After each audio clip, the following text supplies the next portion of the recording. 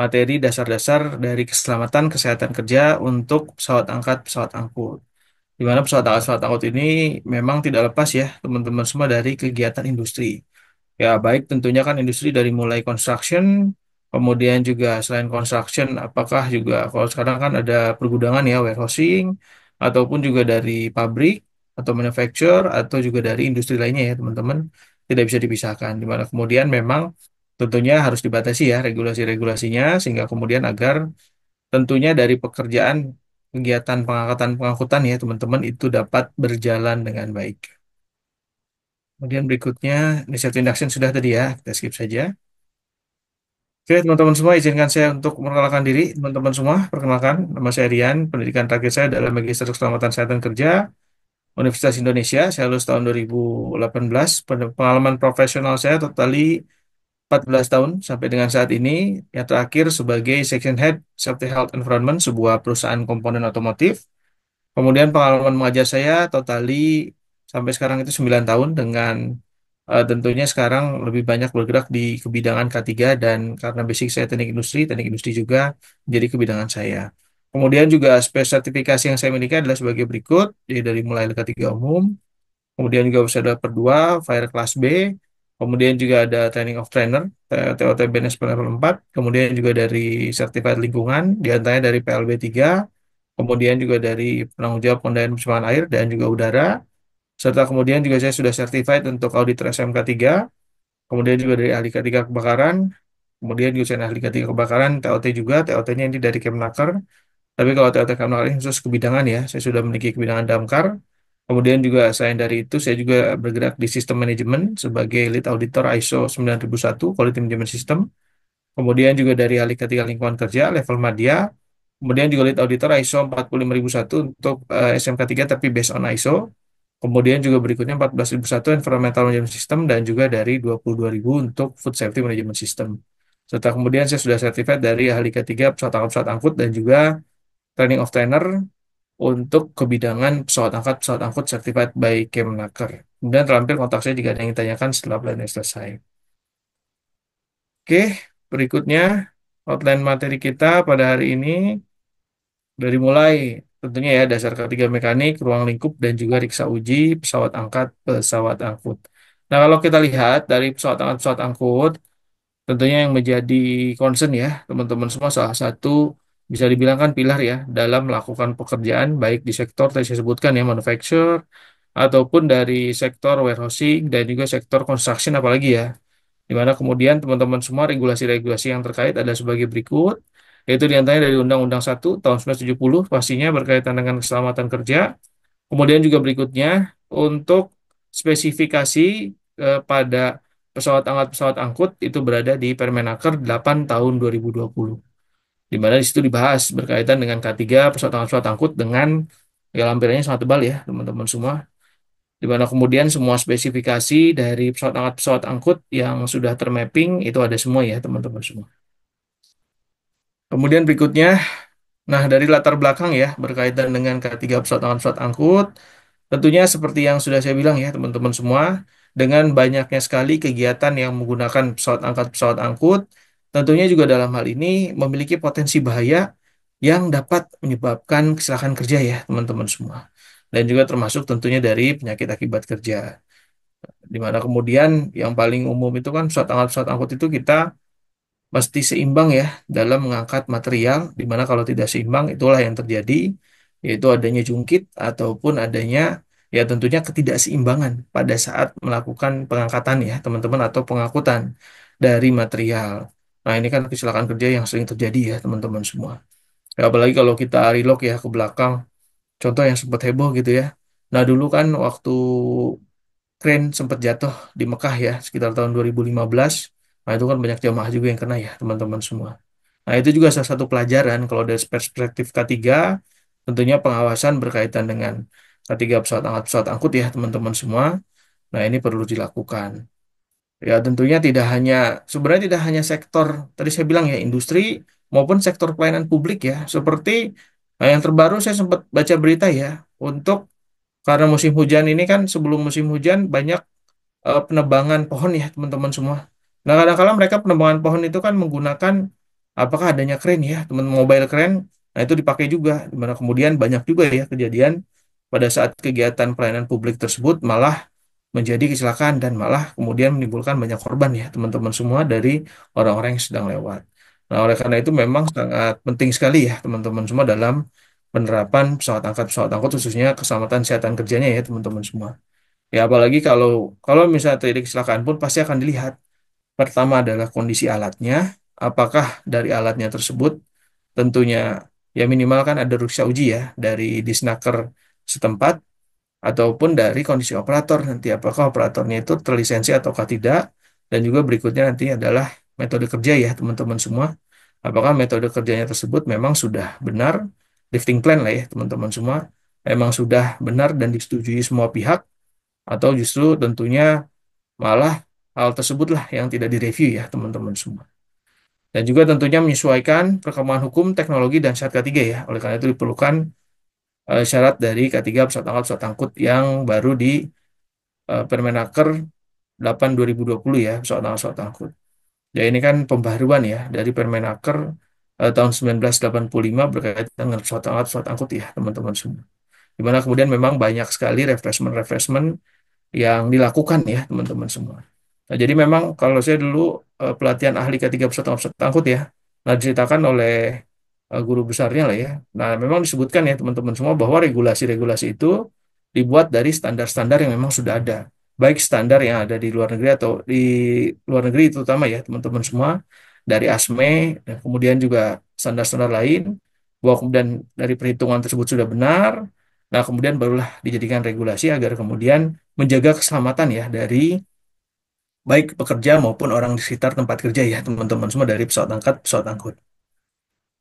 Kemudian, nah tujuan pelaksanaan syarat K3 tentunya ya teman-teman semua, seperti yang tadi saya bilang, yaitu melindungi K3, tenaga kerja ya, dan juga dari orang lain yang berada di tempat dan potensi bahaya pesawat angkut ya teman-teman semua.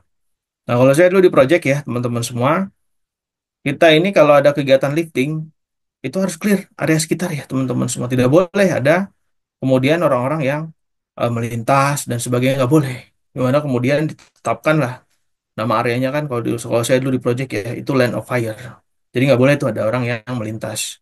Kalau ada ketahuan ada orang melintas, nah bisa-bisa langsung terkenal lah golden rule ya. Bisa-bisa kemudian tidak bisa lagi mereka masuk bekerja ya, langsung sekali pulang biasanya ke tempatnya masing-masing. Jadi oleh karena itu memang penting sekali ya untuk melindungi kegiatan lifting tersebut ya teman-teman semua. Ya apalagi kalau apa kegiatan pengangkatan lah ya. Di mana kegiatan pengangkatan ini kalaupun gagal, sudah jelas itu barangnya hancur, kemudian juga dari tenaga kerjanya wah, cedera sampai meninggal ya teman-teman semua. Oleh karena itu memang kalau dilihat dari perspektif bisnis pun sangat besar sekali ya biaya yang akan timbul jika tidak dipertimbangkan dengan matang kegiatan lifting ini ya teman-teman semua. Ya termasuk juga kegiatan pengangkutan tentunya ya, selain kegiatan pengangkatan.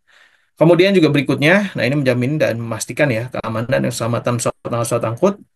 Kemudian juga dari, nah tentunya komponen ini ya teman-teman semua, komponen untuk pesawat angkut itu sendiri, teman-teman, yaitu dari ABA atau alat bantu angkat dan angkut ya, teman-teman semua. Di mana ABA ini kan umum sekali ya digunakan, dan oleh karena itu di ABA tersebut ya, teman-teman semua kita harus tahu juga tuh bagaimana cara penghitungannya seperti apa. Apakah memang dia sanggup untuk menahan beban yang akan diangkat atau diangkut ataukah tidak. Kemudian juga cek secara visual berada dalam kondisi baik ataukah tidak ya teman-teman semua. Ini kan kalau K3 mekanik ini sangat teknikal sendiri sekali ya teman-teman semua. Ya, oleh karena itu harus diperhitungkan secara teknik memang apakah mumpuni ataukah tidak ya kegiatan untuk kegiatan tersebut dilakukan secara teknikal ya teman-teman semua.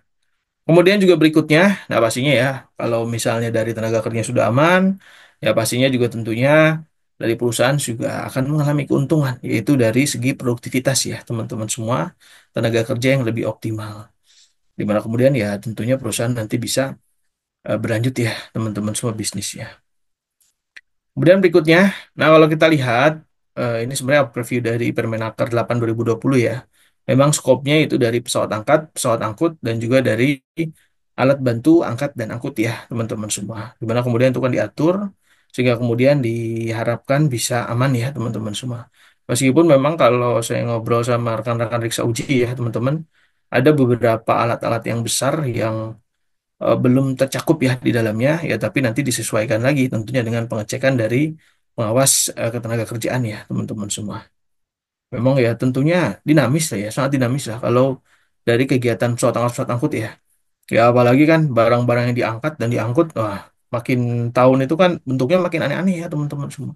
Baik dari dimensi panjang gitu ya maupun dimensi bentuk. Oleh karena itu pesawat angkut pun mengalami evolusi ya untuk menopang kegiatan tersebut. Nah, kalau kita lihat ya, teman-teman semua, based on Permenaker 8 2020, memang secara kewajiban ya, teman-teman semua, di mana kemudian dari pengurus atau pengusaha ya, wajib menerapkan syariat ketiga nih, dari pesawat angkut, dan abai ya, teman-teman semua. Sesuai dengan Permenaker, atau kalau misalnya tidak tercantum di Permenaker, ya berarti dengan standar. Baik standar itu tentunya standar SNI ataupun standar internasional. Tadi saya bilang ya, standarnya apakah ASME dan juga dari standar lainnya ya, teman-teman semua JIS dan sebagainya.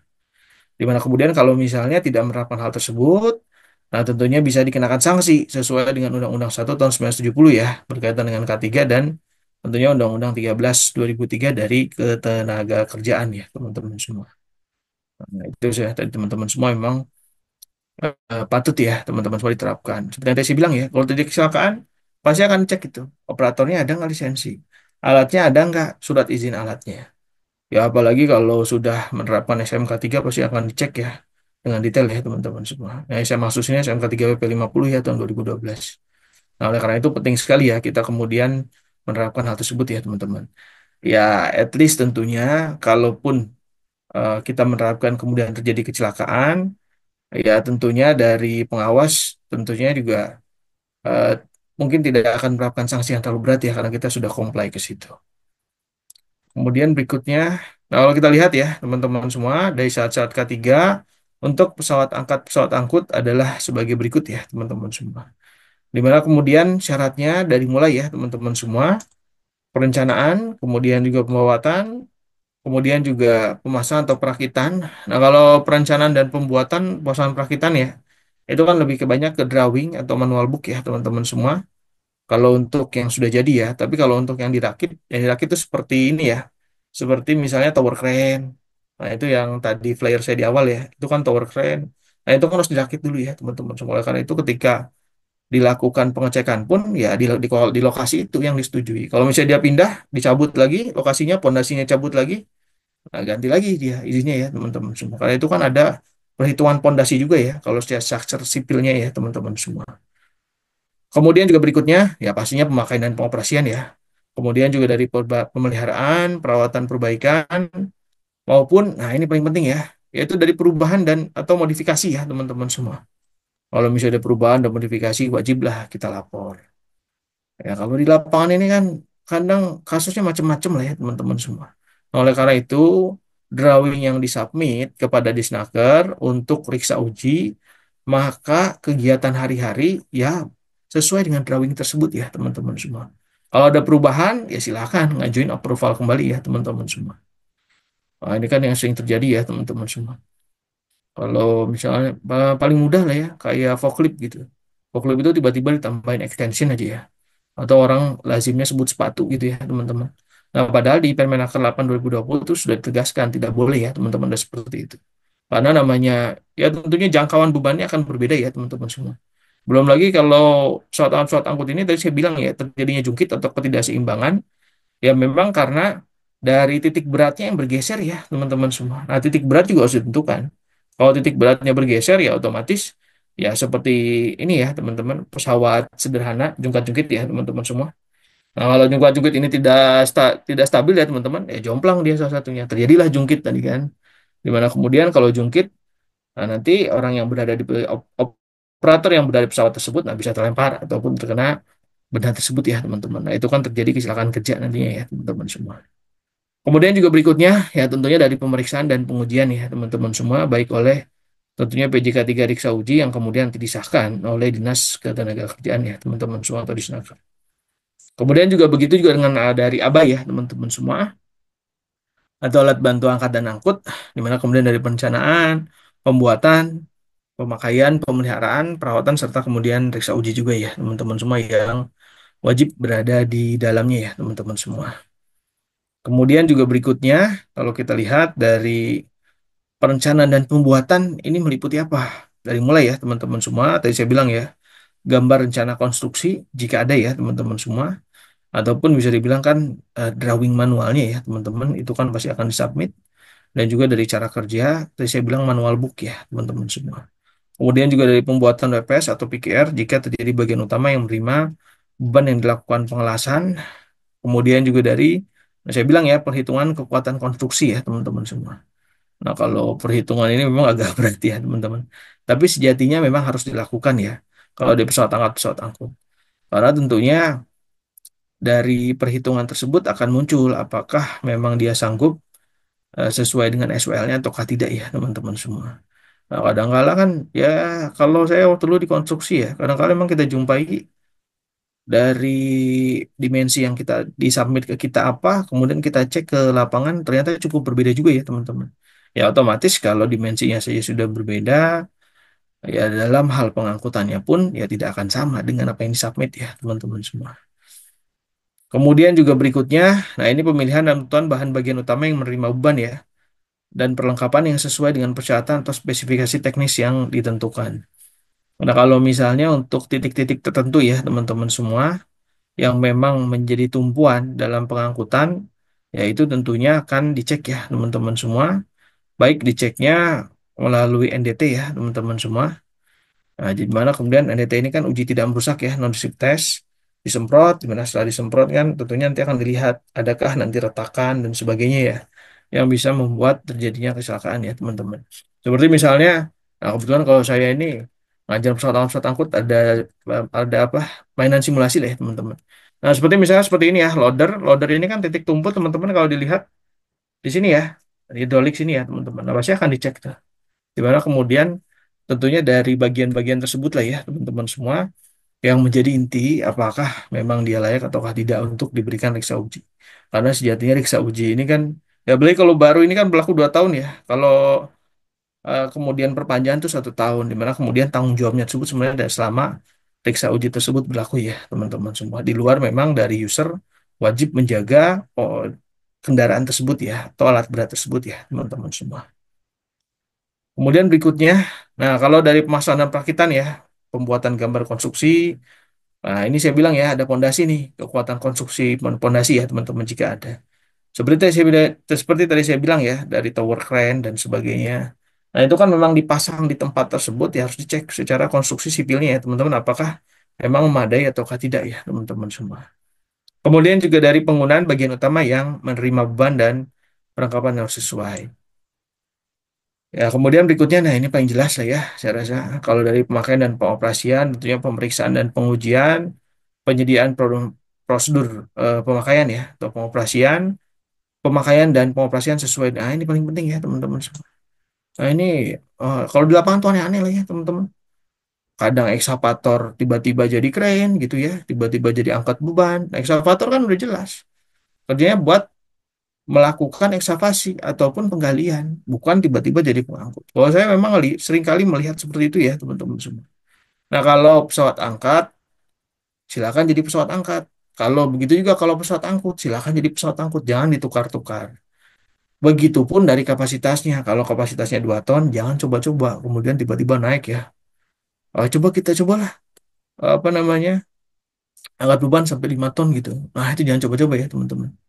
Nah, tentunya kalau secara matematika saja sudah tidak sanggup ya, teman-teman semua. Ya, apalah lagi pada saat melakukan kegiatan. Ya, tentunya yang jadi korban kan operator ya. Dan juga tenaga kerja yang ada di sekitarnya.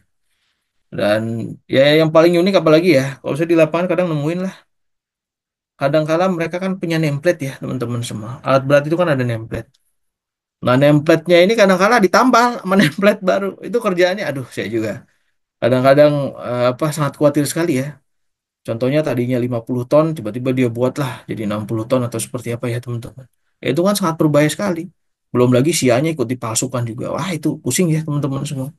Kalau terjadi kecelakaan, kontraktor maupun dari, ya apalagi kalau misalnya sebagai owner ya, kita keseret juga semua. Oleh karena itu memang harus dilakukan pengecekan yang komprehensif ya teman-teman semua kalau dari apalagi kapasitas ya teman-teman.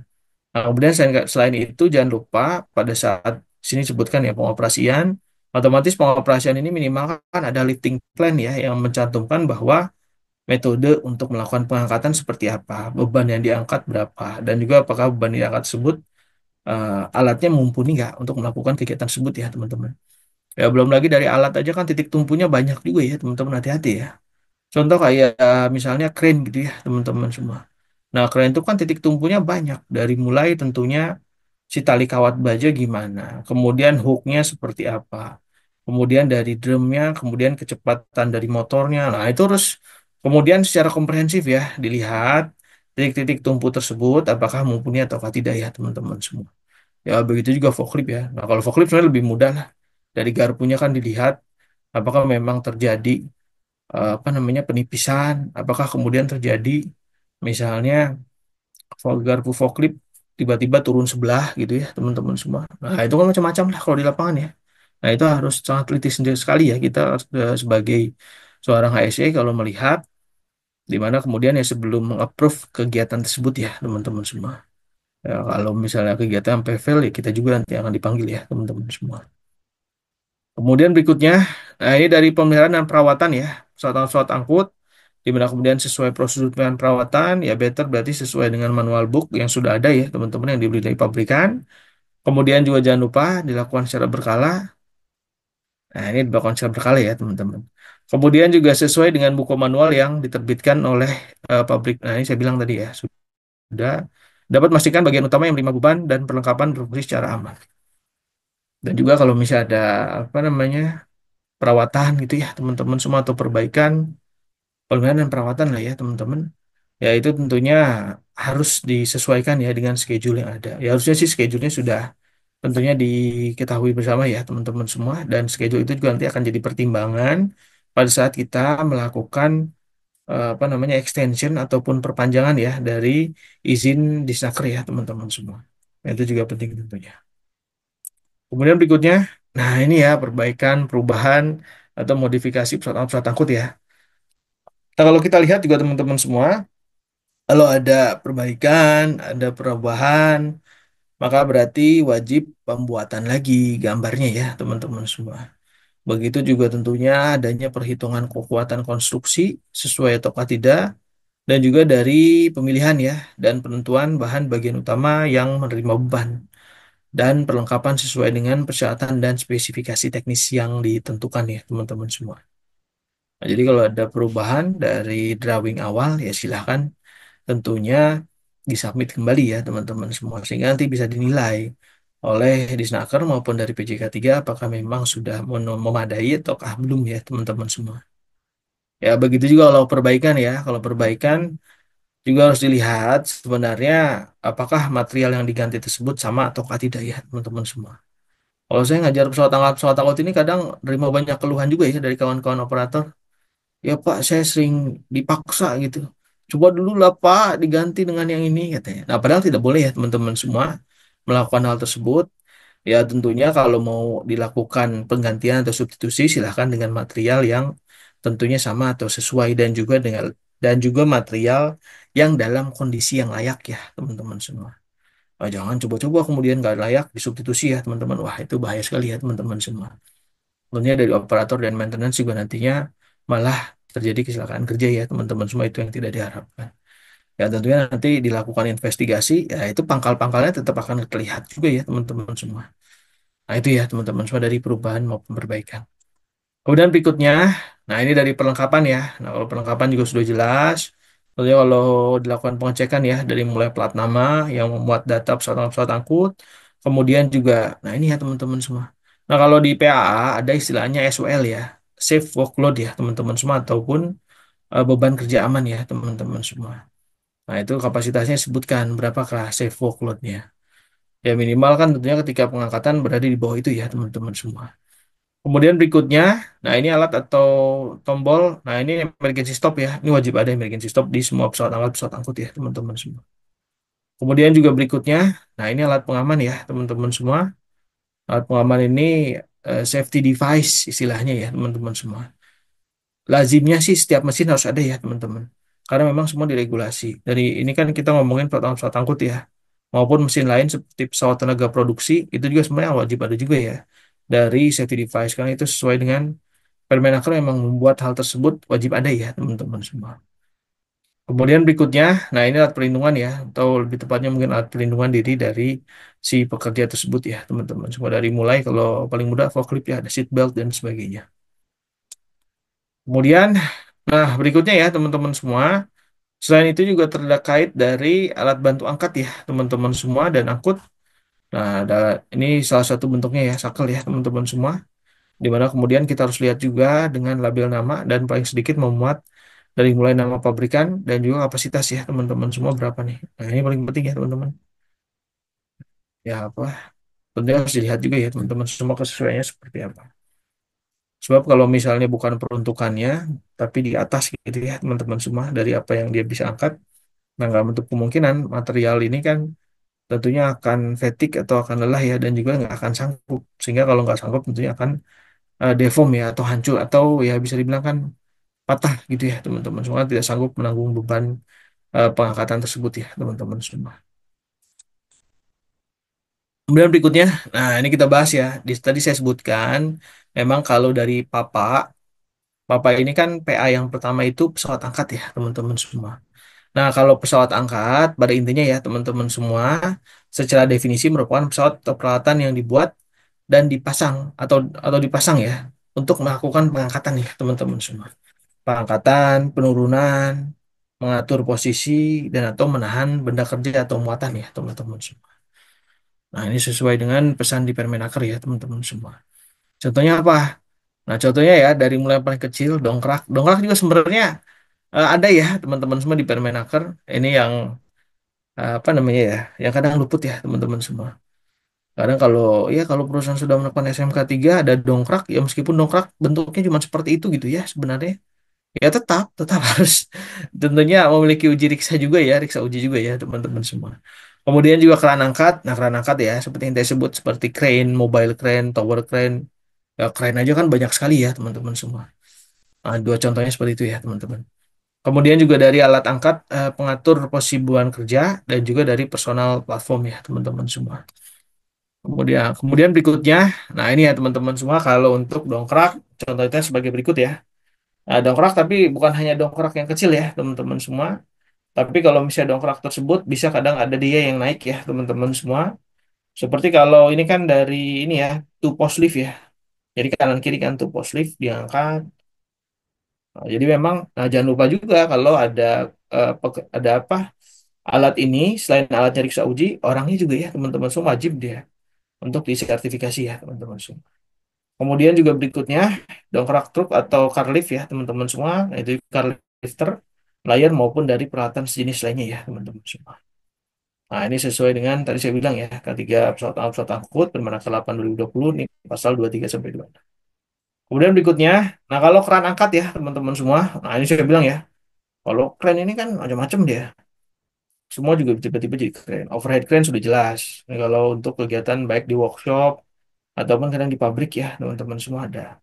Kemudian juga dari overhead traveling crane, kemudian juga dari hoist crane ya teman-teman semua, kemudian juga dari chain block, kemudian juga selain chain block dari monorail crane, nah ini tidak perlu saya jelaskan sesuatu lah ya, sampai ke tentunya adalah ship crane, kemudian juga berikutnya sampai ke ya intinya tentunya yang berhubungan dengan kegiatan keran angkat ya teman-teman semua.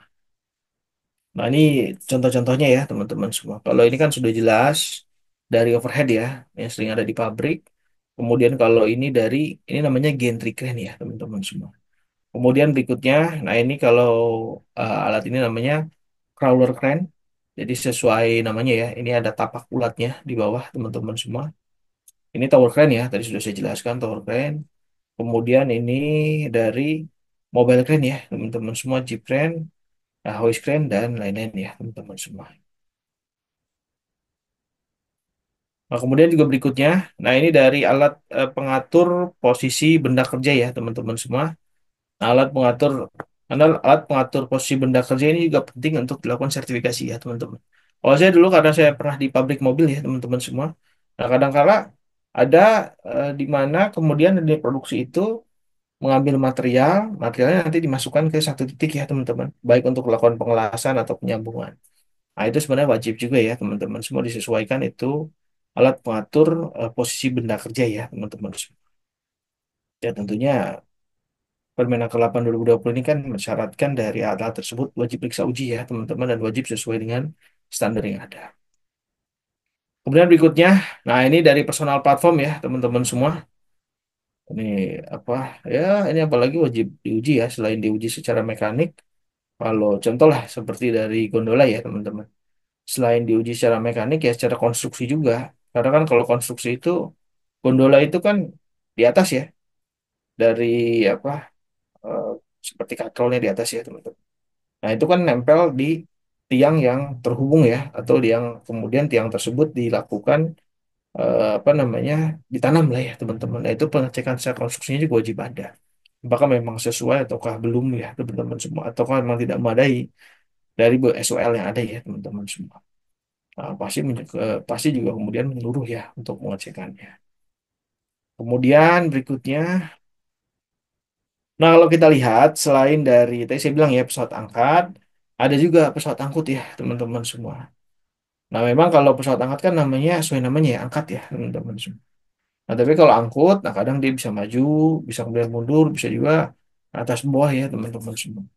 Jadi memang kalau secara definisi Kemenaker, yaitu dari Permenaker ya, yaitu dari pesawat atau peralatan yang dibuat dan dikonstruksikan ya, untuk memindahkan benda dan muatan atau orang. Nah, orang bisa dia ya, teman-teman. Secara horizontal, vertikal, atau diagonal. Dengan menggunakan kemudi baik yang di dalam atau di luar pesawatnya ya teman-teman ataupun tidak menggunakan kemudi bergerak ke landasan permukaan rel secara terus menerus dengan bantuan ban rantai atau rol ya teman-teman semua di mana kemudian salah satu pesawat angkut nah disebutkan ya apakah ada alat berat kemudian juga dari kereta dan personal basket truk maupun dari robotik ya teman-teman semua kemudian contoh-contohnya ya teman-teman semua sudah jelas dari traktor ya kemudian forklift kemudian sampai ke backhoe loader dan dozer ya teman-teman semua. Nah itu juga kan sebenarnya masuk ke bagian segmen alat berat ya teman-teman semua. Nah ini ya teman-teman semua.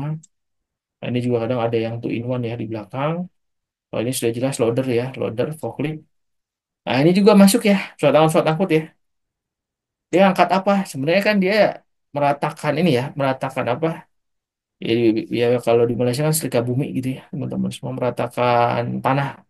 Nah tapi dia masuk ke golongan alat berat ya teman-teman wajib dilakukan pengecekan K3 mekanik juga ya ataupun uji riksa.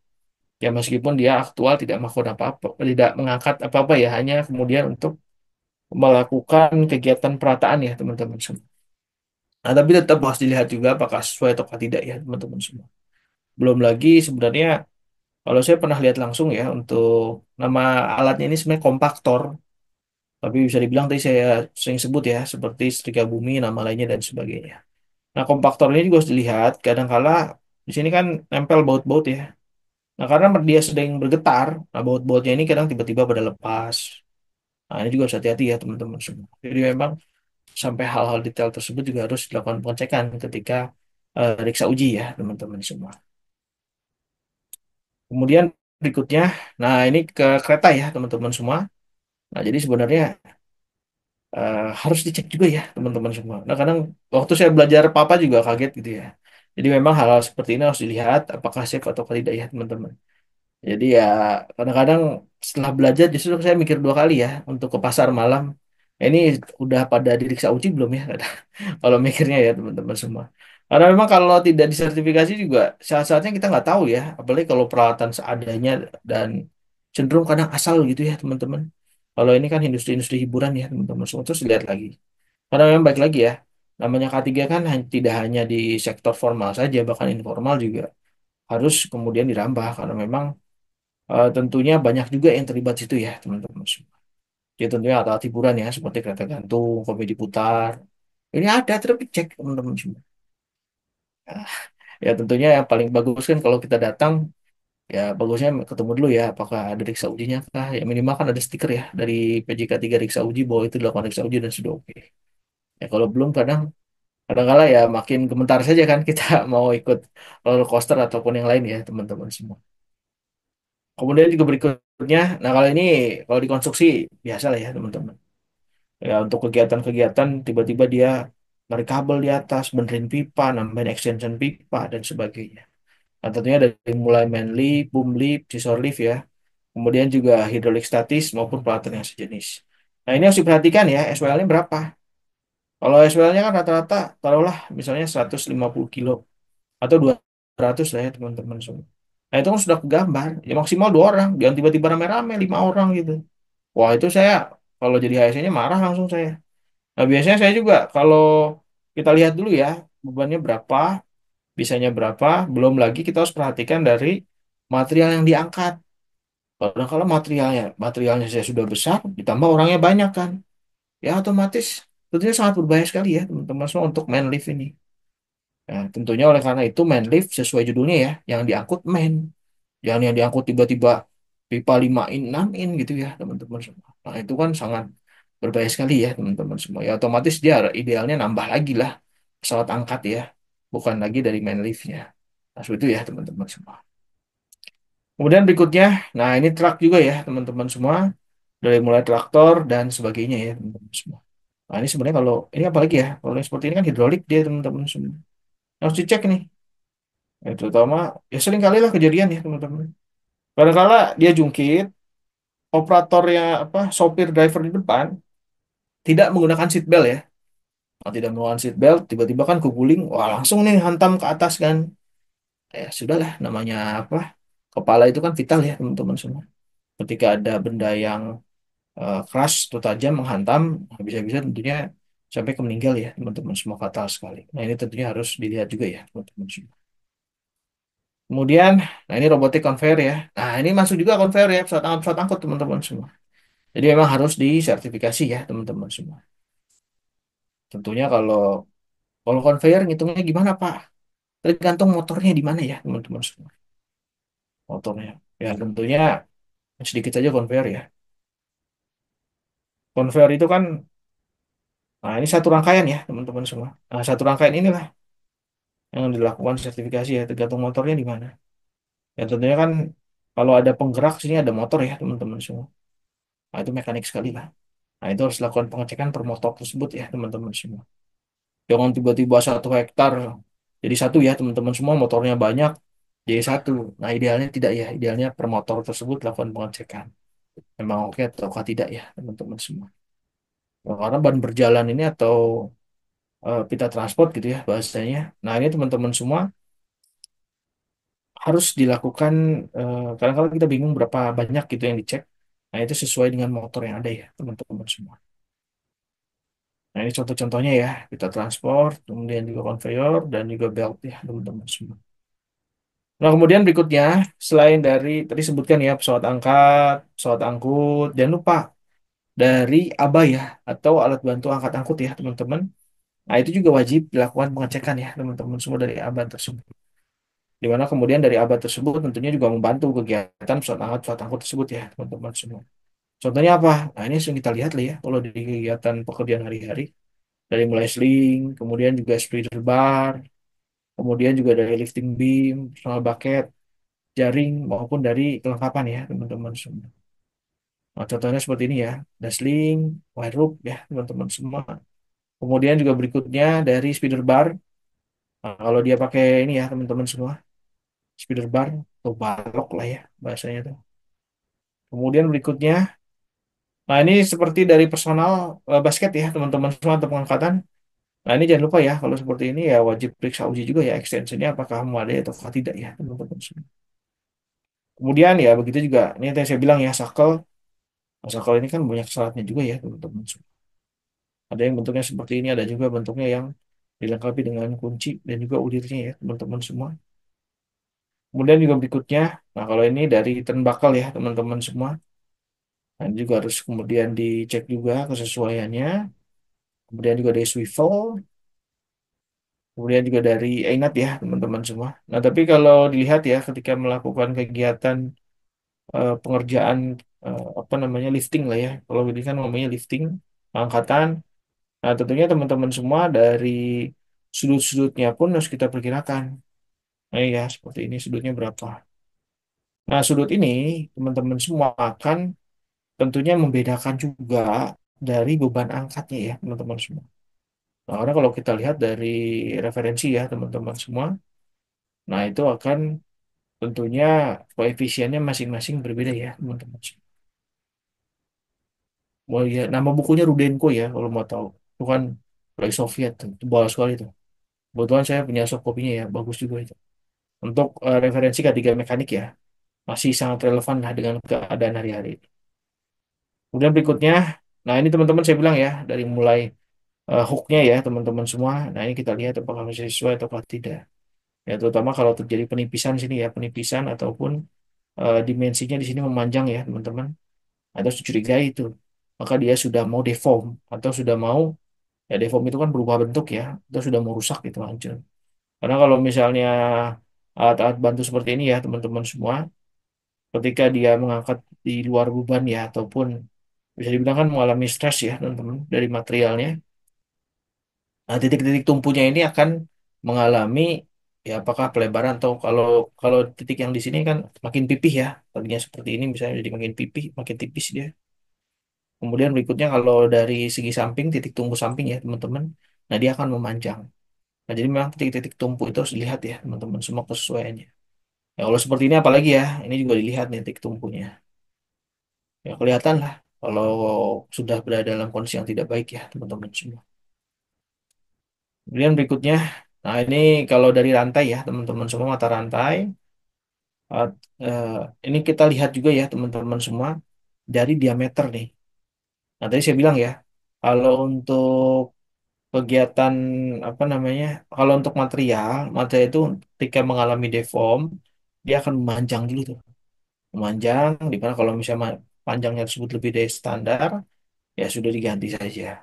Dibanding tentunya membahayakan dari pekerja yang ada ya teman-teman semua.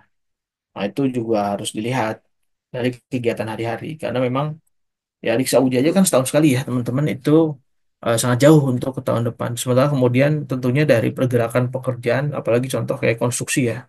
Nah itu kan sangat dinamis sekali ya teman-teman. Oleh karena itu keberadaan kita sebagai safety officer ini harus melihat sampai ke detail ya, ke dalam tentunya material-material yang terlibat di dalamnya ya teman-teman semua.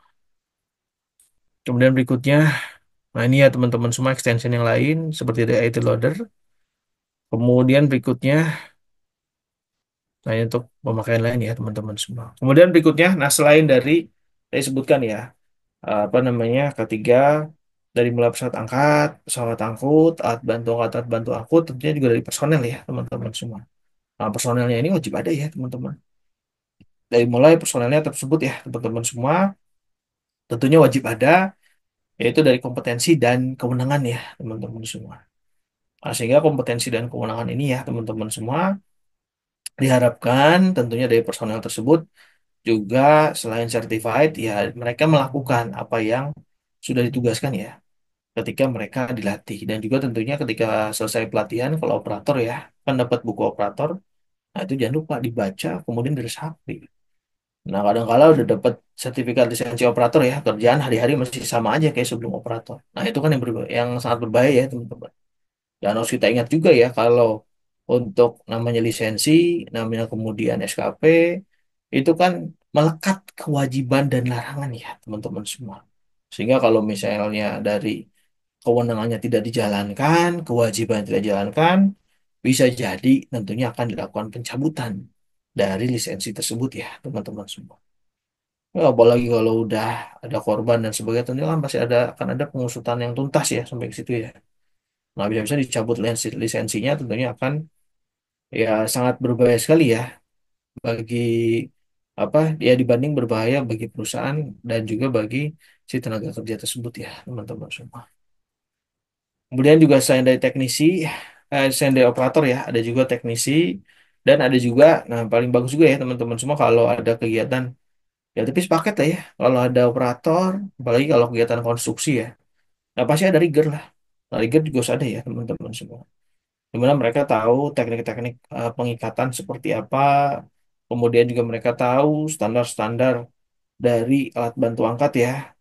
Nah, itu apakah mereka dalam kondisi baik ataukah tidak. Nah, itu juga tentunya harus dicek juga ya oleh personel yang memang kompeten di bidangnya melalui lisensi yang mereka miliki ya, teman-teman semua. Kemudian juga berikutnya, nah pastinya dari ahli ketiga bidang pesawat angkat pesawat angkut. Nah, kalau ahli ketiga ini sebenarnya lebih banyak dia nanti untuk menerbitkan SKP ya kalau di PJK 3 ya, teman-teman semua. Sementara kalau misalnya di perusahaan non periksa uji ya teman-teman. Nah, mereka kemudian merencanakan kemudian melihat yang ketidaksesuaiannya seperti apa, programnya seperti apa, agar kemudian dari kegiatan pengangkatan pengangkutan dapat berjalan dengan baik ya teman-teman semua.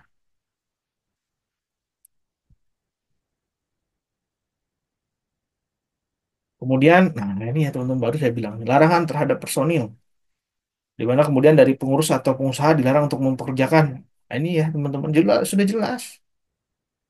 Makanya punya alat harus punya orang yang kompeten juga. Tidak bisa ya alat itu dipisahkan. Karena itu kalau saya sekarang di perusahaan ini, saya minta purchasing. Kalau misalnya kita beli alat baru, nah kemudian harus free itu dari lisensi ya teman-teman semua. Baik ya ketiga mekanik kan banyak ya.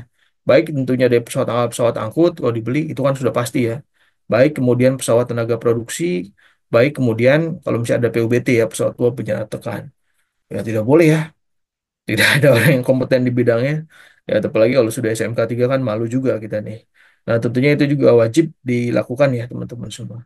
Jadi memang tentunya wajib ada ya teman-teman semua dari personil-personil yang kompeten. Kalau misalnya tidak ada, ya berarti sebenarnya idealnya tidak boleh untuk dilakukan. Tapi kalau misalnya perusahaan punya itikat baik, ya tentunya ya teman-teman semua, kita juga melihat dari effort, biasanya juga ada penganggaran secara bertahap. Ya minimal ada satu orang yang certified ya teman-teman semua. Ya apalagi kalau 2 3 shift gitu ya teman-teman semua, ya otomatis sebenarnya kali 3. Nah kali 3 itu ya tentunya kalaupun di audit SMK 3 biasanya silakan ditunjukkan dari rencananya ya teman-teman semua seperti apa sehingga bisa terakomodir semua. Kemudian juga berikutnya, nah kalau ahli ketiga jelas lah. Kalau misalnya operator, teknisi ya, dan juga juru ikat, mereka kan ada lisensi. Tapi kalau misalnya ahli ketiga, ya bidang apapun sebenarnya ya. Nah dia ada SKP dan juga ada kartu tanda kewenangan ya, berkaitan dengan pesawat angkut ya teman-teman semua. Kemudian juga berikutnya, nah kalau dari teknisi ya, teknisi bidang pesawat angkut, tentunya juga dari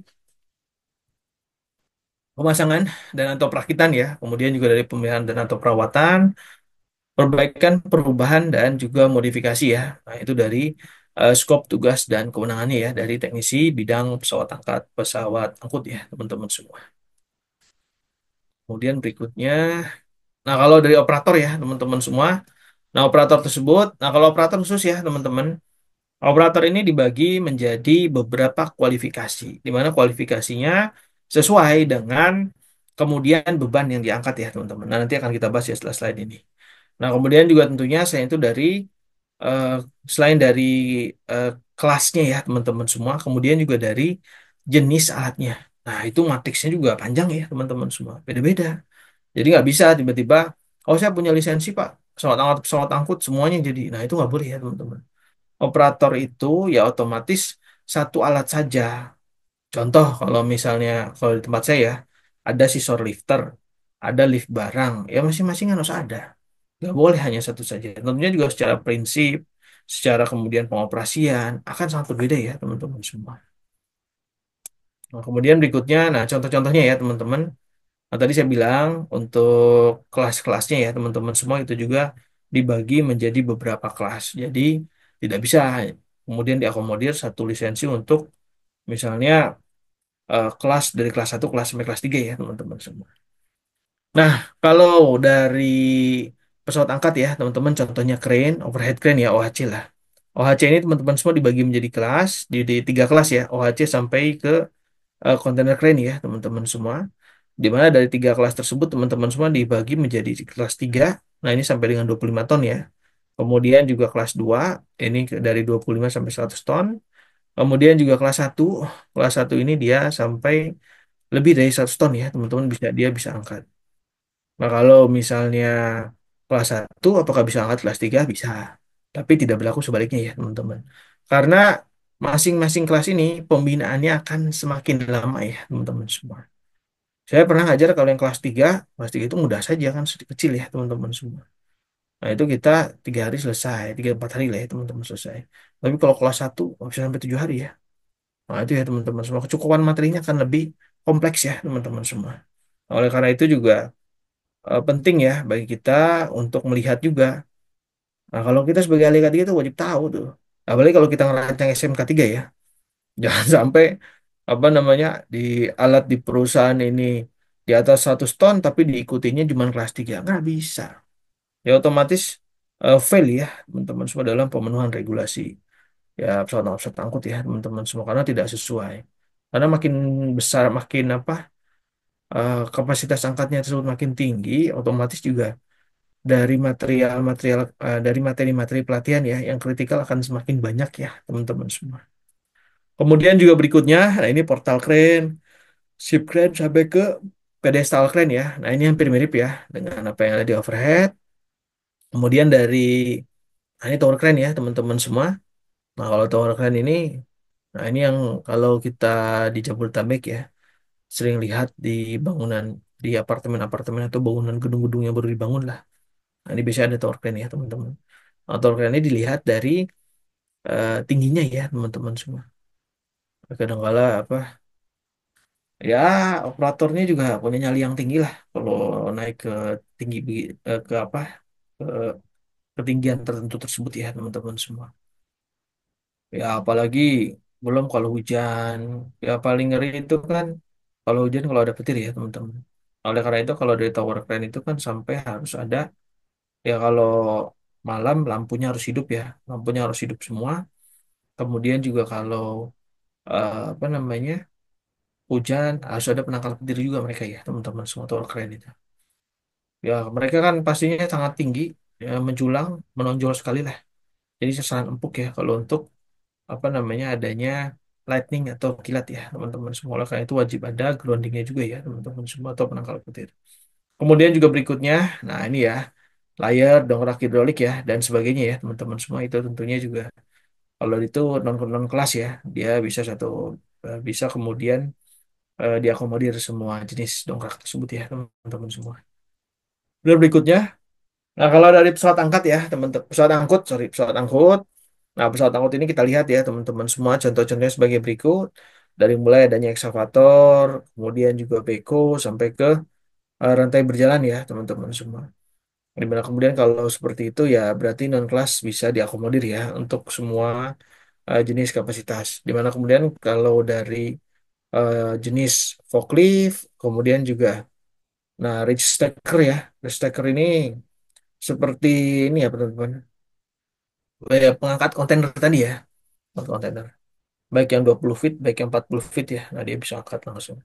Kemudian juga telehandler, kemudian juga hand lift ataupun hand pallet sampai dengan 15 ton itu dia dibagi menjadi kelas 2 ya, teman-teman semua. Sedangkan berikutnya lebih dari 15 ton itu kelas 1 ya, teman-teman semua. Ya, kalau forklift kan yang kecil-kecil masih oke lah. Karena kalau yang besar ini harus kita lihat juga ya teman-teman semua kesesuaian. Kemudian berikutnya, nah ini berkaitan dengan judikat ya atau rigger teman-teman semua tugas atau kewenangannya yaitu berkaitan dengan pengoperasian pesawat angkut yang khususannya dibantu oleh judikat. Nah judikat ini juga teman-teman tapi mereka itu ada bahasa-bahasa khususnya ya teman-teman semua. Jadi mereka tentunya koordinasi lah dengan operator yang ada di dalam. Contoh seperti crawler crane gitu ya. Nah, crawler crane itu kan ketika mengangkat operatornya ya kurang lebih operator dan jurikat gitu ya teman-teman. Nah itu kan jaraknya bisa sampai let's say 5 sampai 6 meter ya atau 10 meter kadang juga kalau dia besar ya teman-teman. Oleh karena itu kan kalau nggak ada radio ya minimal mereka bisa komunikasi bahasa-bahasa tertentu ya teman-teman. Ya sehingga kemudian mereka sama-sama mengetahui bahwa itu sudah oke untuk diangkat ataukah belum ya teman-teman semua. Ataupun juga positioning kadang ya teman-teman semua. Kemudian berikutnya, Nah, ini teman-teman semua ya, dari pengawas spesialis pesawat angkut ataupun ahli K3 bidang pesawat angkut. Nah, tentunya juga tugas dan kewenangannya sudah jelas, yaitu pemeriksaan dan pengujian pesawat angkut dilakukan ahli K3 PA ya, teman-teman di bidang pesawat angkut dan juga pengawas ketenagakerjaan spesialis dari K3 pesawat angkut ya, teman-teman semua. Dan berikutnya, nah, kalau dari persyaratan personil ya, teman-teman semua, tentunya juga nanti ada pengajuan permohonan melengkapi syarat administrasi ya, dan juga nanti disetujui oleh Direktur Jenderal Bina Bina Waskri ya, teman-teman semua untuk menerbitkan lisensi K3-nya ya, teman-teman semua. Kemudian masa berlaku kewenangan berapa lama? Nah, masa berlaku kewenangan ya.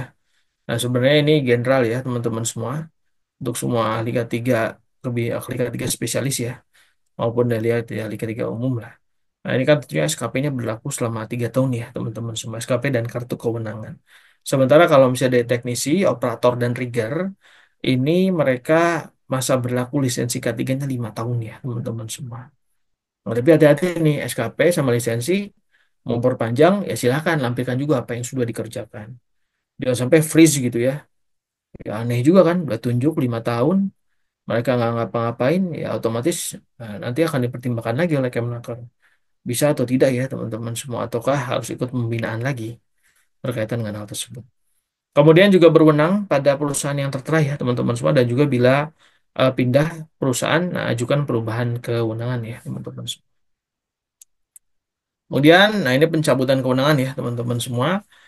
Nah, kalau misal pencabutan lisensi K3 teknisi, operator, jurikat ya, jika yang bersangkutan jika terbukti melakukan tugasnya tidak sesuai dengan jenis kualifikasinya ya teman-teman semua. Ini hati-hati nih. Kalau forkliftnya sampai dengan 15 ton ya sudah. Jangan yang mengangkat beban atau yang membawa forklift yang 25 ton. Nggak boleh. Kalau misalnya mau ya silakan sekolah lagi. Silakan pembinaan kembali sampai nanti mendapatkan lisensi baru ya teman-teman semua. Jangan kemudian memaksakan ya teman-teman semua seperti itu. Kemudian juga berikutnya teman-teman semua melakukan kesalahan, kelalaian, kecerobohan sehingga menimbulkan keadaan berbahaya ataupun kecelakaan kerja ya teman-teman semua. Nah ini lagi ya teman-teman. Ya, kalau udah kapasitasnya 50 ton gitu ya dari Cloud Crane, ya janganlah coba-coba ngangkut yang 60, 70. Oh, sudah jelas lah. Karena kalau K3 mekanik ini teknik banget lah. Kalau hitungan matematiknya nggak masuk ya sudah, jangan dilakukan. Jangan kemudian memaksakan diri ya teman-teman semua. Kalau memaksakan diri kan tidak bagus ya teman-teman. Ya, apalagi nanti banyak korban di situ ya teman-teman semua. Nah, ini yang paling fatal juga ya teman-teman semua. Bisa-bisa ya dicabut lisensinya kalau seperti itu kan. Kemudian juga tidak melaksanakan kewajiban. Nah, tadi kita ngomongin kewajiban. Kewajiban tidak dilaksanakan ya, tentunya bisa dicabut ya dari lisensi tersebut ya, teman-teman semua. Kemudian berikutnya, nah untuk pemeriksaan dan pengujian ya, teman-teman semua, di mana kemudian pemeriksaan pengujian, nah, ini sama ya, teman-teman. Nah, kalau pemeriksaan pengujian ya berarti tentunya wajib dilakukan ya, teman-teman semua oleh perusahaan yang ingin menggunakan alat tersebut. Dan kalau misal jenis pengujian jenis riksa uji tersebut ya, jenis pengujian tersebut kan melalui riksa uji, di mana riksa uji tersebut berkaitan dengan riksa uji yang pertama kah, atau berkala kah, atau khusus, ataupun riksa uji yang ulang ya teman-teman semua. Di mana kalau misalnya riksa uji pertama silakan dibuat dari mulai tentunya pemasangan dan perakitan, kemudian juga perbaikan atau perubahan atau modifikasi, dan juga yang belum pernah dilakukan pemeriksaan ya, ya berarti dilampirkan drawing, kemudian juga dilampirkan dari manual book, sehingga kemudian untuk melakukan pengecekan kesesuaian ya, beserta juga ya kalau misalnya periksa uji ini kan sesuai judulnya ya, diperiksa dan juga diuji ya teman-teman semua. Dimana kemudian dari pemeriksaan tersebut tentunya juga saya cek visual, cek juga uji fungsi ya teman-teman, untuk mengetahui apakah memang berada dalam kondisi yang baik ataukah tidak ya teman-teman semua. Kemudian, nah kalau periksa uji ya teman-teman semua, kalau pesawat angkut, di mana kemudian kalau pesawat angkut dilakukan paling lambat 2 tahun setelah pemeriksaan. Jadi memang ketika dia baru, misalnya dia perusahaan baru ya, saya beli forklift nih baru. Nah, dilakukan pengecekan 2 tahun lah dia tenggang sampai dia diuji lagi. Kemudian setelah diuji lagi 1 tahun, baru 1 tahun per tahun lah dia kemudian dilakukan tentunya pengecekan ya teman-teman semua. Nah, ini tentunya ya biayanya lumayan pengalinya kan banyak ya. Bahasanya pengalinya banyak. Nah, sehingga perusahaan juga wajib kalau misalnya mau fulfill ya sediakan budget yang lumayan ya teman-teman semua. Kemudian berikutnya kalau dari ABA ya atau alat bantu angkat, angkut, serta kelengkapannya dilakukan paling lambat setahun sekali. Maupun sebutkan misalnya personal basket dan sebagainya ya teman-teman itu setahun sekali wajib dilakukan pengecekan. Kemudian berikutnya, nah kalau dari pengujian khusus ya, nah kalau khusus ini ketika misalnya terjadi apa, dari mulai adanya kecelakaan kerja, kebakaran, maupun ledakan ya, tentunya akan dilakukan analisis khusus itu. Apakah memang alat angkat angkutnya itu sesuai atau tidak. Nah, itu juga harus dilihat ya, teman-teman semua. Kemudian juga pemeriksaan dan pengujian ulang, nah, tentunya juga dilakukan jika hasil pemeriksaan dan pengujian sebelumnya terdapat keraguan dan terdapat beberapa hal yang perlu dikonfirmasi apakah sudah dilakukan perbaikan ataukah belum ya, teman-teman semua. Nah, biasanya kan lazimnya di hold dulu ya, kalau memang secara fungsi itu tidak sesuai di hold, kemudian silakan diperbaiki, baru kemudian kita lakukan pengecekan lagi apakah sudah oke atau belum. Kalau oke berarti ya silakan dioperasikan ya, teman-teman semua. Kalau belum ya perbaikan dulu, jangan nekat ya teman-teman. Kemudian berikutnya, nah kalau misalnya hasil risau uji ya teman-teman semua, itu ada dua, yaitu berkaitan dengan dapat dioperasikan kembali, ya berarti dia sudah ready ya, to use gitu bahasanya. Ataupun misalnya tidak memenuhi syarat ketiga sementara dan dilarang beroperasi sampai syarat ketiganya dipenuhi ya teman-teman semua. Ya tentunya kalau belum dipenuhi ya belum bisa dikeluarkan, idealnya seperti itu ya teman-teman semua. Kemudian juga berikutnya, nah ini sanksi ya berkaitan dengan eh, ketidaktaatan terkait penerapan ketiga pesawat angkut ya teman-teman semua. Di mana dari pengusaha, pengurus ataupun pengusaha yang tidak memenuhi ketentuan maka disanksi sesuai dengan Undang-Undang 1 tahun 1970 dan juga Undang-Undang 13 tahun 2003 ya teman-teman berkaitan dengan ketenaga kerjaan. Oke, teman-teman seperti itu ya dari pemaparan materi saya pada kali ini. Mungkin saya kembalikan ke Kang Arif dulu. Terima kasih banyak Pak Erian untuk materinya.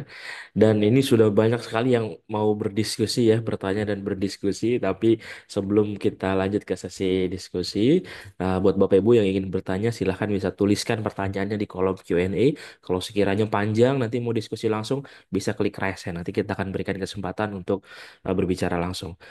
Oke, sebelum kita lanjut ke diskusi dan pertanyaan, ada beberapa informasi dulu yang harus kami sampaikan kepada para peserta hari ini, terutama terkait dengan sertifikat. Nah, untuk sertifikat nanti akan kita upload ya Bapak Ibu semua, akan kita publish ya setelah webinar berakhir. Tapi perlu dipastikan dulu apakah Bapak Ibu semuanya sudah install aplikasi atau belum. Kalau belum silahkan install aplikasi Mika Super MK3. Dan kalau sudah install boleh dicek apakah aplikasinya masih silver atau platinum. Ya kalau masih silver silahkan bisa di-upgrade dulu menjadi platinum member. Kalau sudah platinum, nah nanti teman-teman tinggal ngisi aja absensi lalu tinggal tunggu sertifikatnya uh, terpublish ya. Nah, kemudian untuk rekaman webinar kolega juga kita akan tayangkan di channel YouTube-nya Kak Cik Deni. Jadi buat Bapak Ibu semuanya silahkan bisa di-subscribe dan juga klik tombol loncengnya supaya nggak ketinggalan video-video terbaru dari Kak Cik Deni. Kemudian Bapak Ibu semuanya ada informasi kembali terkait dengan perpanjangan lisensi dan juga SKP. Pak Denny? Oke, boleh dijadikan Ya, co-host. oke baik. Nah, untuk perpanjangan lisensi dan juga SKP, silakan kepada Pak Denny. Oke, Bapak Ibu semua, kalau misalkan Bapak Ibu semua punya SKP dan lisensi, pastikan Bapak Ibu semua memperpanjangnya ya. Nah, ini SKP dan lisensi kita ini ya ada yang early bird, ada yang promo. Kalau early bird itu dibayar di muka, jadi kalau promo itu bayarnya nanti setelah pelatihan selesai gitu ya. Oke, selanjutnya ahli ketiga umum. Nah, kita ada buka dua kelas nih, Bapak Ibu semua, teman-teman ya di bulan Maret ya. Silakan Bapak Ibu semua ikut join di pelatihan ahli ketiga umum. Kita lakukan secara online ya, secara online Zoom. Oke, lanjut. Nah, ini juga kalau misalkan Bapak Ibu semua punya apa namanya berkeinginan juga punya sertifikat BNSP, nah kalau sudah ahli ketiga umum bisa langsung uji kompetensi aja tanpa eh, pelatihan lagi gitu ya. Tapi kalau teman-teman yang tamatan SMA SMK itu kita ada levelnya operator K3 kalau enggak ahli K3. Sorry, petugas K3. Ya operator K3 sama petugas K3 untuk level SMA atau SMK. Bedanya di mana kalau operator non skills sama non pengalaman, kalau petugas itu ada pengalaman minimal 2 tahun. Nah, teman-teman bisa uji kompetensi di sini dan ikut pelatihannya. Kalau sudah training AK3 umum, lanjutin lagi ke auditor ya. Karena auditor ini puncaknya ahli K3 ya. Jadi teman-teman bisa melakukan audit atau penilaian terhadap SMK 3. Ini kayaknya, oke, tanggalnya eh, harusnya bulan Maret ya. Waktu 10 sampai 18. Untuk yang bulan ini masih masih bisa kesempatan Bapak Ibu semua untuk daftar ya. Karena Senin baru mulai ya. Oke, lanjut. Ahli K3 lingkungan kerja juga ada nih di bulan Maret ya, teman-teman semua ya. Ini salah satu value juga kalau teman-teman ikut, nanti dapatnya sertifikat BNSP, SKP lisensinya dari Kemenaker. Yang dari BNSP namanya HIMU, kalau kalau Kemenaker ahli K3 lingkungan kerja muda ya. Ini blended training juga. Lalu kalau teman-teman pendidikannya SMK, bisa ikut teknisi K3 listrik ya, kalau untuk pelaksana atau pemasangan instalasi listrik wajib punya certified dan lisensi ini. Tapi kalau misalkan Bapak Ibu semua pendidikannya ijazahnya D3 teknik, ya, jangan tanggung-tanggung ikut yang ahli K3 listrik. Nah, ini 18 hari tatap muka ya, teman-teman semua ya, di Mediatama di Jakarta Barat. Kalau kita kerja di konstruksi, ya, teman-teman lengkapin lagi untuk ahli muda K3 konstruksi. Nah, ini 6 hari secara online Zoom. Lalu kalau kita mengawasi perancah atau merencanakan perancah, itu namanya supervisor perancah ya, itu pelatihannya. Tapi kalau kita memasang dan membongkar perancah, itu teknisi perancah. Tugas kebakaran kelas D juga diperlukan buat teman-teman semua yang tergabung di dalam tim tanggap darurat. Ini kompetensinya memadamkan api menggunakan APAR dan fire blanket. Ini juga operator forklift tadi yang udah diinfokan ya, yang akan kita bahas habis ini di Q&A ya. Teman-teman juga bisa ikut pelatihan ini nanti prakteknya itu di Mediatama ya, di Kunciran Tangerang kita ada workshop di sana. Lalu kalau kita kerja di ketinggian walking at height ya, kalau misalkan ketinggiannya masih di atas platform ranca itu TKBT 2, tapi kalau kita udah menggunakan akses tali, roof akses itu TKPK 1 kompetensinya. Oke, next. Nah, kalau perusahaan Bapak Ibu semua mau akreditasi terkait dengan rumah sakit atau paramedis, kita ada yang versi Kemenaker, ada juga yang versi BNSP. Nah, ini tergantung kebutuhan dari rumah sakit, klinik tempat Bapak Ibu semua kerja. Confined space ya, kita ada 3 level nih, teknisi K3 ruang terbatas. Ya, ini juga nanti belajar dengan Basarnas, teman-teman masuk ke ruang terbatas, bagaimana penggunaan SCBA, menggunakan gas detektor, ada menekin CPR, dan lain-lain. Operator dan pengawas migas juga teman-teman bisa join di sini pelatihannya. Kalau operasi K3 migas itu pendidikannya SMA atau SMK, tapi pengawas itu minimal D3 ya. Insiden investigasi juga diperlukan buat teman-teman semua yang ahli K3 umum ya, ikut pelatihan ini supaya bisa melakukan investigasi kecelakaan dengan benar. Oke, ini adalah ATK atau training kit yang teman-teman akan terima kalau misalkan pelatihannya di Mediatama ya, tergantung dengan jenis pelatihan masing-masing, ada tas, buku agenda, lencana, dan lain sebagainya, termasuk kemeja dari Mediatama. Lanjutin, Rif. Ya baik, kalau misalkan teman-teman semuanya ada yang ketinggalan untuk mengikuti webinar tiap Sabtu, teman-teman bisa langsung meluncur ke website e-course-nya midlia.co.id. Nah, di sini teman-teman bisa langsung lihat ada banyak sekali video-video terkait dengan bidang K3 ya, terutama untuk rekaman webinar untuk di setiap Sabtu juga kita tayangkan di sini. Kelebihannya apa? Kelebihannya nanti selain nanti teman-teman mendapatkan sertifikat juga, teman-teman juga bisa mendownload modul. Kadang kita ikut hari ini yang kemarin atau 2 minggu lalu kelewat. Nah, teman-teman nggak perlu khawatir untuk bisa dapat sertifikatnya. Bisa langsung meluncur ke e-course-nya Media Tama Learning Academy. Bisa dapat sertifikat, bisa download modul gitu ya. Dan nanti teman-teman perlu daftar dulu nih akunnya di Midlea ini. Jadi tidak bisa langsung login ya menggunakan akun aplikasi Mika. Jadi daftar dulu. Kemudian buat teman-teman semuanya yang sedang mencari pekerjaan, silakan bisa klik atau kunjungi websitenya mediatama.co.id, ada menu karir. Nah, ini diklik, nanti otomatis akan ada ratusan lowongan pekerjaan setiap harinya, dan teman-teman tinggal pilih saja lowongan pekerjaannya serta masukkan CV. Ya, kalau belum punya CV, teman-teman bisa langsung buat di aplikasi Mika, ada buat CV online. Nah, ini gampang banget buatnya, tinggal pilih template dan isi biodatanya.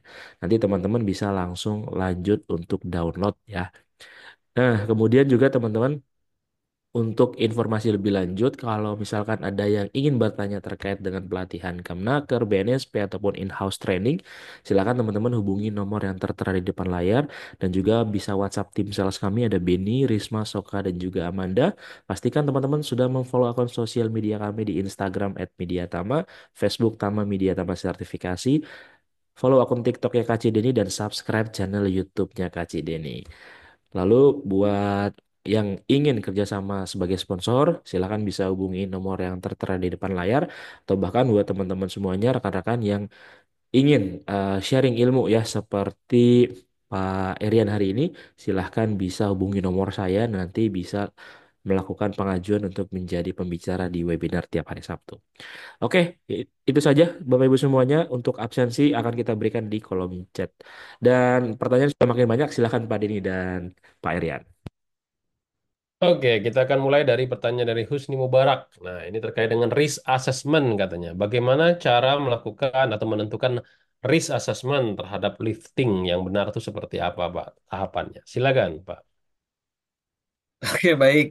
Kalau untuk risk assessment berkaitan dengan kegiatan lifting, ya otomatis sebenarnya secara garis besar kita buat lifting plan ya. Yaitu dari kesesuaian alat, kemudian juga kesesuaian alat tentunya juga dilihat dari materialnya, dan juga nanti metodenya seperti apa. Ya tentunya apalagi contohlah kayak crane ya. Crane itu kan masing-masing dari apa namanya, masing-masing ini ya, masing-masing tinggi crane nanti akan berbeda-beda. Jadi apalagi ketika membentuk sudut-sudut tertentu, nah, otomatis SOL-nya akan berbeda. Nah, itu harus dilihat ya dari load chart-nya apakah sesuai ataukah tidak. Begitu pula tadi saya bilang titik-titik tumpu, seperti misalnya dari tali kawat baja ataupun dari tentunya sudut-sudut aba tersebut ya, apakah sudah sesuai ataukah belum. Jadi emang kalau kita ngomongin risk assessment berkaitan dengan kegiatan lifting, lebih banyak nanti ke lifting plan-nya seperti apa, dan juga tentunya selain lifting plan, jadi pastikan juga dari areanya clear dan juga dari operator dan juga dari alat itu sudah berlisensi baik dari SIA dan CEO-nya ya dalam hal ini. Seperti itu Pak Denny. Oke, jadi gitu ya untuk menentukan risk assessment. Lanjut dari Amar Lutfi. Ya. Saat pengangkatan yang dilakukan oleh crane biasanya dibarengi oleh suara sirine sebagai penanda adanya aktivitas lifting. Jika saat di lapangan tidak didapati sirine sebagai penanda aktivitas lifting tersebut, apakah dapat menggunakan whistle atau fluid? Dan kalau misalkan dibolehkan, jika dapat dilakukan, apakah ada kode bunyi untuk whistle atau fluid tersebut? Silakan, Pak. Oke, baik. Jadi kalau untuk ini kan kelengkapan ya, kelengkapan alat. Nah, kelengkapan alat ini idealnya memang alat tersebut kalau misalnya tidak ada ya tidak bisa ya dalam hal ini. Dimana kemudian kalau tidak bisa ya otomatis sebenarnya dari sia alat, nah sia alatnya pun tidak akan keluar karena masing-masing alat itu punya checklistnya sendiri sesuai dengan Permenaker 8 2020 dan sebenarnya ketika sia alatnya tidak bisa terbit ya otomatis tidak bisa dioperasikan. Oleh karena itu harus di-maintain dari alat tersebut sesuai kesesuaiannya berada dalam kondisi yang baik ataupun tentunya kita wajib memiliki spare alat ya. Ya, untuk titik-titik kritikal mah spare alat itu penting ya. Dari mulai tentunya alat yang gampang rusak maupun alat yang secara operasional itu mudah mengalami gangguan sehingga kemudian nanti kegiatan kita berjalan tidak ada hambatan seperti yang disebutkan. Mungkin kalau Oke, dari jawabannya seperti itu ya. misalkan mendesak sekali ini, Pak Herian, kira-kira memungkinkan nggak untuk sementara menggunakan fluid itu? Apakah ada tanda atau SOP, misalkan satu tiupan pendek untuk perhatian, tiupan mulai misalkan dua tiupan, sekarang misalkan tiga tiupan tuh stop kayak gitu, atau tiupan panjang tuh lifting selesai kayak gitu, bisa nggak kayak gitu untuk hal yang mendesak satu hari itu aja misalkan pengganti sirine sementara. Kalau secara regulasi sebenarnya tidak boleh ya, tapi kalau kita lihat secara esensial kan sebenarnya cukup mewakili juga ya. Nah, tapi tentunya harus dipertimbangkan apakah dari orang tersebut sanggupkah untuk meniup terus-menerus sepanjang lifting itu dilakukan. Nah, itu kan pasti jadi pertanyaan. Gak mungkin lifting itu 1 jam, tiba-tiba dia niup fluid 1 jam terus-menerus. Pasti kan ada lelah. Sehingga kemudian ya better tentunya kesesuaian dengan regulasi saja. Nah, kalau dari pertimbangan saya seperti itu, Pak Den. Oke, berarti pertimbangannya adalah kalau cuma sekali doang mungkin sanggup ya, tapi kalau seharian niup-niup itu rasanya Berat, capek juga Pak. ya, Iya, berat ya. betul, betul. Oke, gitu ya Pak Amar ya, pastikan JSA-nya juga harus diisi ya. Salah satu JSA checklistnya adalah sirine tadi. Oke, Pak Andra Kurniawan katanya, bagaimana untuk menentukan kapasitas maksimum alat PAA? Katanya. Contohnya plat PAA yang maksimal 5 ton, tapi ketika alat PAA-nya dioperasikan mengangkat benda yang 3 ton saja malah sudah rusak gitu. Nah, ini banyak nih yang di lapangan itu, misalkan tertempel di platnya itu 5 ton, ternyata pas ngangkat yang 3 ton tiba-tiba rusak. Nah, ini hanya mengandalkan plat nama yang ada nempel di alat tersebut. Kita sebut saja forklift lah. Forklift kan ada nempel tuh sekian ton gitu. Ya 5 ton misalkan. Tiba-tiba pas dia ngangkat 3 ton, dia nggak kuat tuh langsung rusak tuh ininya garpunya dan alatnya. Itu kayak gimana tuh Pak? Yang harus apa yang harus kita menyikapinya kayak gimana gitu dari Pak Andra? Silakan. Oke, ini cukup menarik ya. Secara apa? Secara di lapangan juga kadang-kadang terjadi ya dalam hal ini. Nah, kalau seperti itu tentunya ketika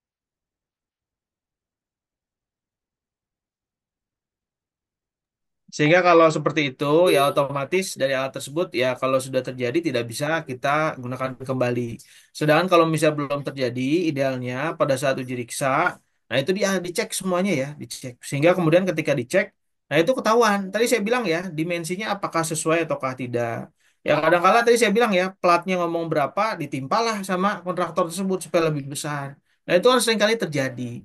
Nah sehingga kesesuaian dari dimensi alat itu akan menghasilkan apakah dari alat tersebut equal sanggup ataukah tidak untuk klaim. Nah, kalau misalnya tidak sanggup ya otomatis ada penyimpangan ya, sehingga kalau penyimpangan tersebut idealnya dari riksa ujinya tidak akan keluar. Sehingga kayak kalau misalnya seperti itu ya tentunya alat tersebut tidak qualified untuk dilakukan pekerjaan. Kayak itu dari preventif awalnya ya. Sedangkan kalau preventif kalau misalnya sudah terjadi ya seperti itu ya tentunya tidak bisa digunakan kembali dan ya baiknya tidak itu ya diuji kembali. Kira-kira memang uji bebannya ini cocoknya di berapa? Baik dari kesesuaian alat dan dari pengujian fungsi ya. Kalau di uji di sana ada uji fungsi juga. Seperti itu Pak Den dan juga Pak Andra. Oke, jadi gitu ya Pak Andra ya. Jadi jangan langsung percaya terhadap plat ya, plat nama sekian ton itu di nempel di alat itu. Bisa jadi plat nama itu ditiban gitu ya, diganti dengan yang lebih besar. Padahal cuma kapasitasnya 2 ton ditempel 5 ton gitu kan ya, bisa jadi kayak gitu. Yang harus kita lakukan kata Pak Andra tadi, kata Pak Erian tadi, harus dicek lagi dari hasil uji riksanya. Uji riksanya working load limitnya itu benar atau enggak gitu kan ya. Bisa jadi abal-abal juga, nembak juga itu untuk uji riksanya kan dilakukan oleh PJK 3 nggak jelas.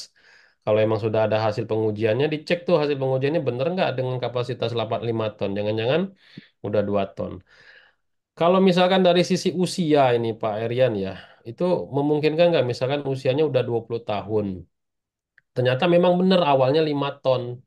Nah, dari hasil uji riksa itu ternyata kapasitasnya turun itu udah usianya udah 20 tahun jadi 2 ton. Bisa nggak kayak gitu, Pak? Memungkinkan sekali Pak, memungkinkan sekali. Karena memang ya namanya usia otomatis dari kinerja alat ya. Ya apalagi kalau misalnya secara visual masih oke, nggak ada korosi ya. Nah kadangkala kerja motor itu agak berat tuh. Kalau misalnya sudah tua, apalagi kalau misalnya jarang lubrikasi ya, sehingga nanti ketika daya motornya berkurang, nah kapasitas angkat juga akan berkurang. Sehingga nanti bisa saja ketika usianya mencapai usia tertentu, ya tentunya nanti dari working load limitnya akan berkurang. Itu Pak Denny ya. Oke, lanjut lagi Pak Asep Durrahman. Katanya, sekarang manufaktur eksavator sudah menyertakan hook pada bucket. Pada hook dan manual book sudah tertulis SWL-nya katanya. Ini mirip-mirip nih. Apakah itu artinya bisa digunakan untuk lifting, biasanya lowering pipa, maksudnya angkat-angkut pipa, tapi pakai yang tertera di dalam manual booknya aja SWL-nya sekian. Ini mirip juga nih. Apakah kita bisa langsung percaya dengan SWL yang ada di dalam manual book itu? Mirip nih Pak, silakan Pak. Apalagi misalkan kalau ekskavatornya baru nih kasusnya ya baru ya dia nggak lewat uji riksa udah percaya aja sama manual book itu gitu. Itu gimana menyikapinya Pak Erian? Oke, kalau untuk ini kan sebutin lowering pipa ya. Nah, seperti yang saya bilang ya, ini seringkali terjadi, saya seringkali jumpai. Jadi memang kalau ekskavator bukan dia melakukan ekskavasi, dia lakukanlah kegiatan pengangkatan. Ekskavator sesuai fungsinya adalah pesawat angkut.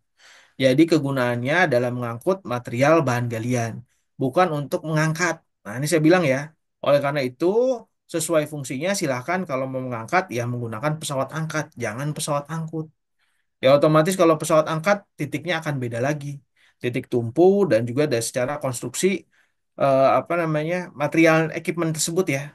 Nah, sehingga kalau misalnya kegiatan ya sesuai judulnya ekskavator buat ekskavasi. Janganlah dicoba buat yang lain ya. Ini sering kali terjadi. Saya sarankan tidak itu ya, tidak apa, tidak menggunakan kegiatan selain tupoksinya karena operator pun tupoksinya masing-masing. Operator ekskavator ya sebenarnya buat ekskavasi, nggak boleh dia tiba-tiba jadi operator misalnya crane dan sebagainya. Otomatis juga dia tahu dan paham batasan untuk ekskavasi itu seperti apa. Nah, jawaban saya seperti itu ya, Pak Den dan Pak Asep. Saya Oke, gitu clear ya, lah itu. Pak Asep ya.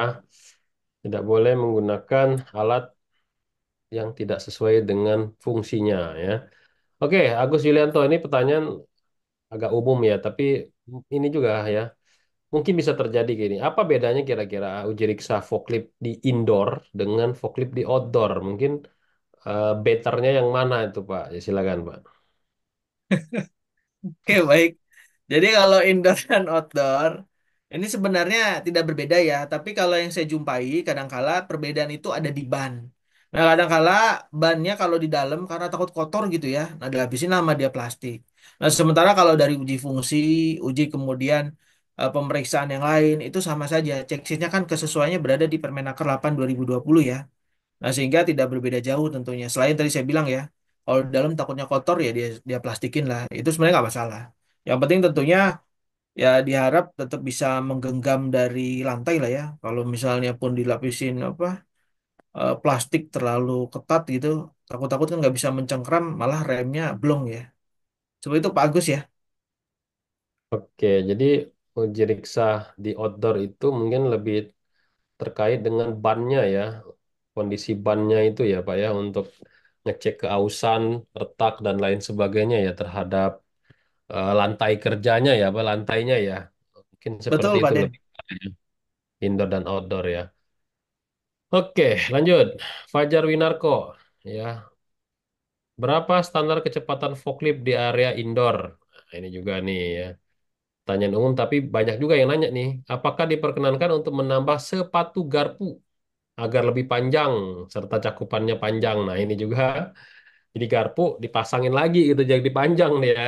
Yang ketiga, jika plat nama pudar atau kusam apakah boleh diganti atau ditambahkan untuk memudahkan identifikasi? Nah, mungkin udah lama nih. Silakan dijawab semua, Pak Erian. Oke, siap, Pak Den.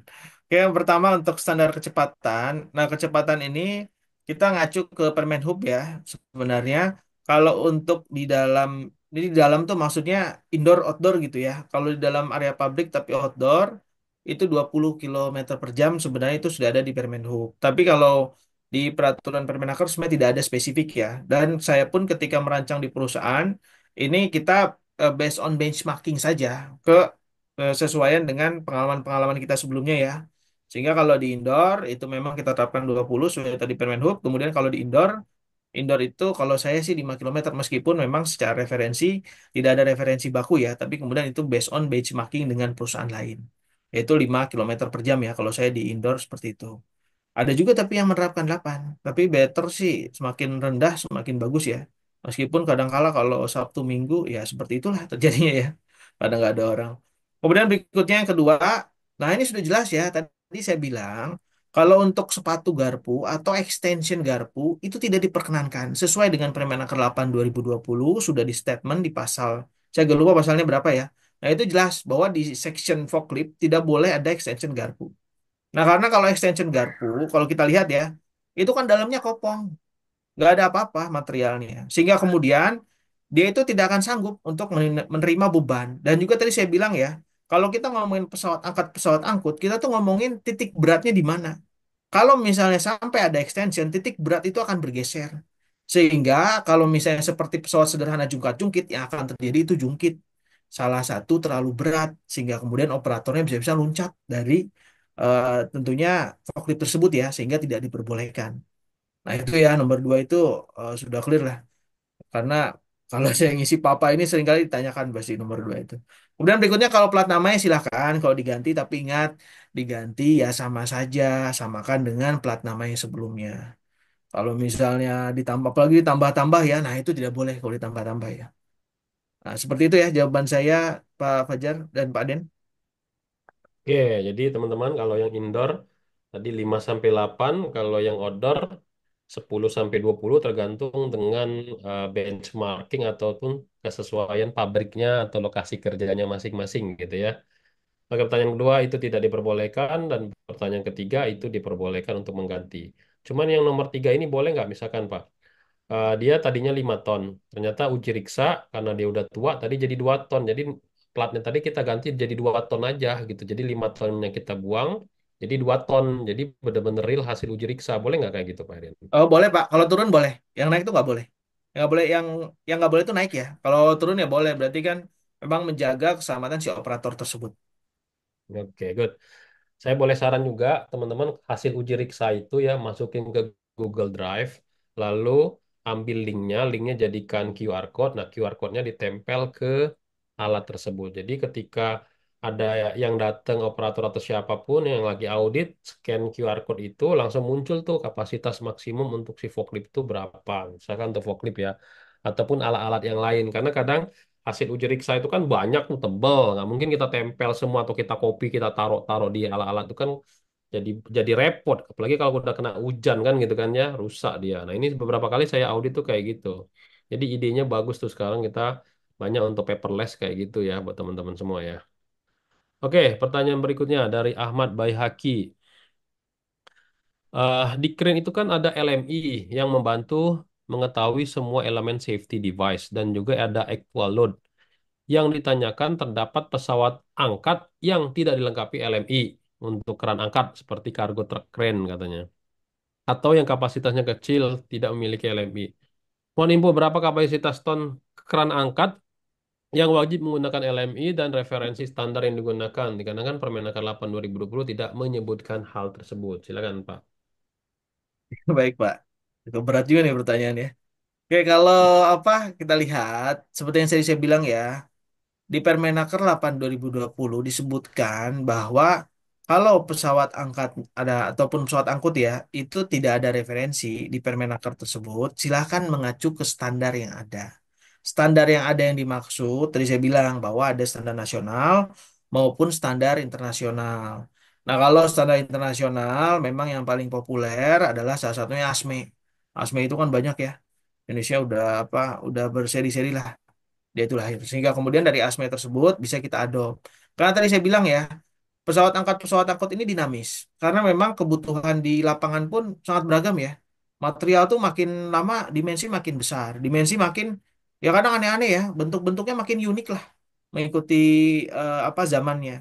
Sehingga kemudian standar-standar baru pun pasti akan bermunculan untuk mengakomodir terjadinya hal tersebut. Nah, sehingga memang better ketika tidak ada di Permenaker 8 2020, apalagi jaraknya sekarang sudah 5 tahun ya dari Permenaker 8 2020, ya kita mengaculah kepada standar yang ada untuk yang ASME. Nah, sehingga kalau misalnya untuk dari klien tersebut LMI tadi disebutkan ya. Nah, silakan mengacu kepada ASME ya minimal terdekat ASME lah. ASME biasanya komplit semua ya. Nah, sehingga dari ASME tersebut menyebutkan apa. Dan biasanya dari tim uji riksa pun sebelum nanti mengajukan ke Disnaker, dia pun akan mengecek itu kesesuaian dengan standar yang ada tersebut tadi saya bilang. Nah, kalau rekan saya sempat ngecek ya semacam ini ya, semacam apa? Kayak kalau mau bikin tunnel itu kan kadang-kala ada pesawat angkatnya ya. Ada pesawat dorongnya ya. Nah, itu dia ngeceknya lewat ASME karena memang tidak diakomodir di Permenaker. Nah, itu bisa dilakukan juga. Sehingga dari ASME clear, memang dari ASME-nya sudah menyarankan ABCD, list-listnya sudah jelas, kemudian memang dilengkapi dengan alat-alatnya ya, maka sudah oke untuk dilakukan pekerjaan dengan tentunya alat tersebut ya. Nah, seperti itu ya Pak Ahmad Bayhaki. Oke, Pak gitu Den. ya Pak Haki. ASME-nya tadi baru saya search, ini ASME B30.5 untuk mobile crane ya. Jadi gitu ya teman-teman semua ya. Jadi kalau Permenaker 8 2020 itu tidak ada, boleh menggunakan ASME. Ada juga OSA ya. Ini bener nggak nih ada OSA, ada ANZI, EN 13.000 itu referensi untuk angkat-angkut. Lagi ini pertanyaannya terkait dengan kargo truk crane ya. Nah ini. Oke, nah pertanyaan yang tadi tuh belum terjawab itu Pak, yang terkait dengan LM apa crane umum yang tidak wajib LMI katanya tadi. Itu crane yang seperti apa? Kapasitas crane kecil itu tidak memiliki LMI. Boleh nggak gitu? Apa ada crane khusus misalkan sekian ton itu dibolehin kalau nggak ada LMI-nya gitu. Itu boleh nggak tuh Pak? Pertanyaan yang tadi belum terjawab tuh.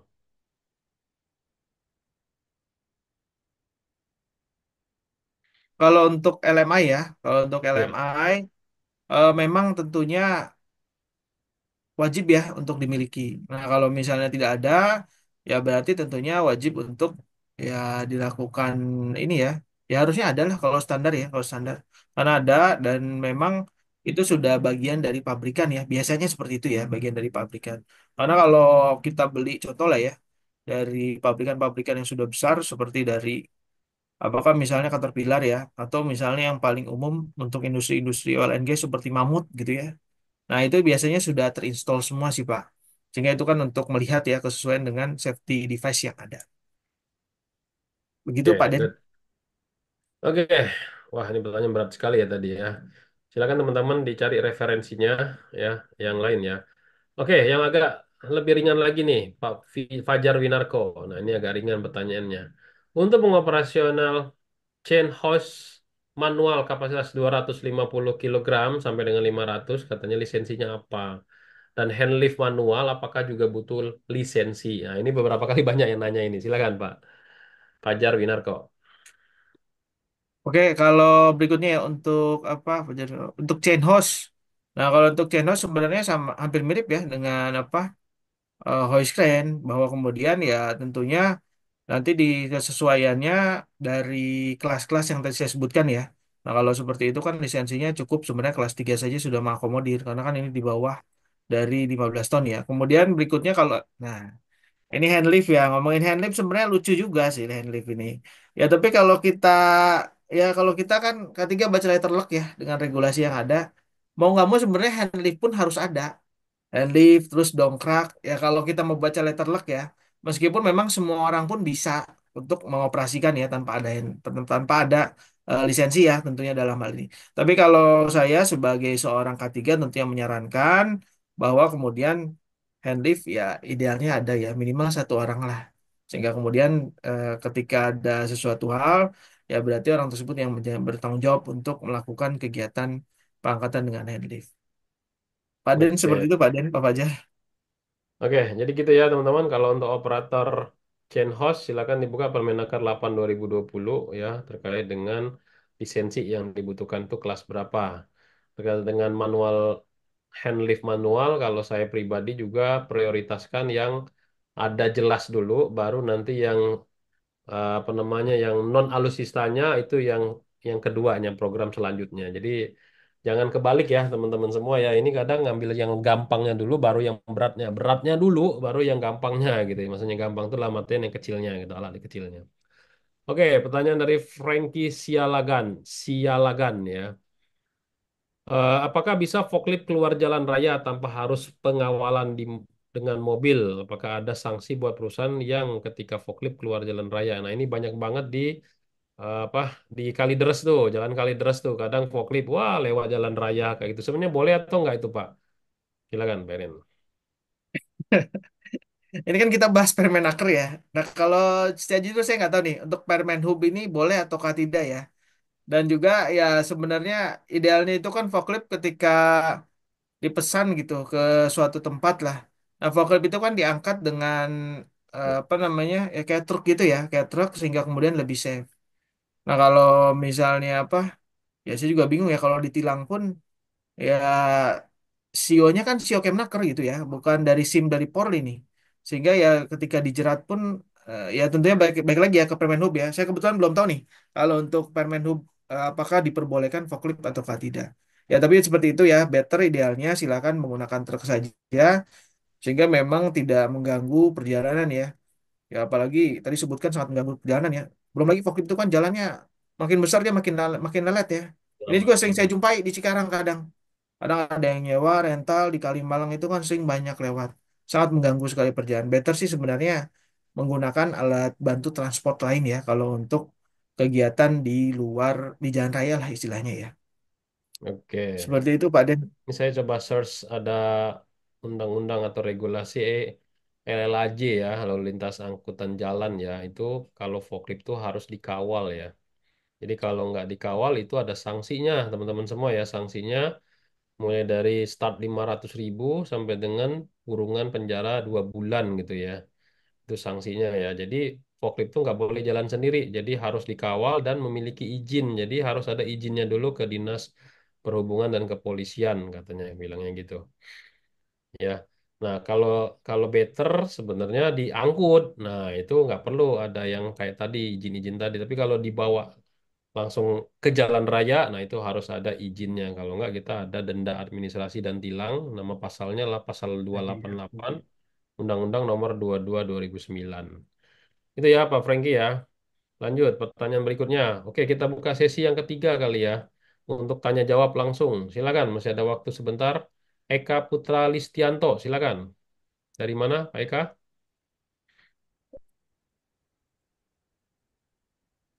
Pak Eka, silakan.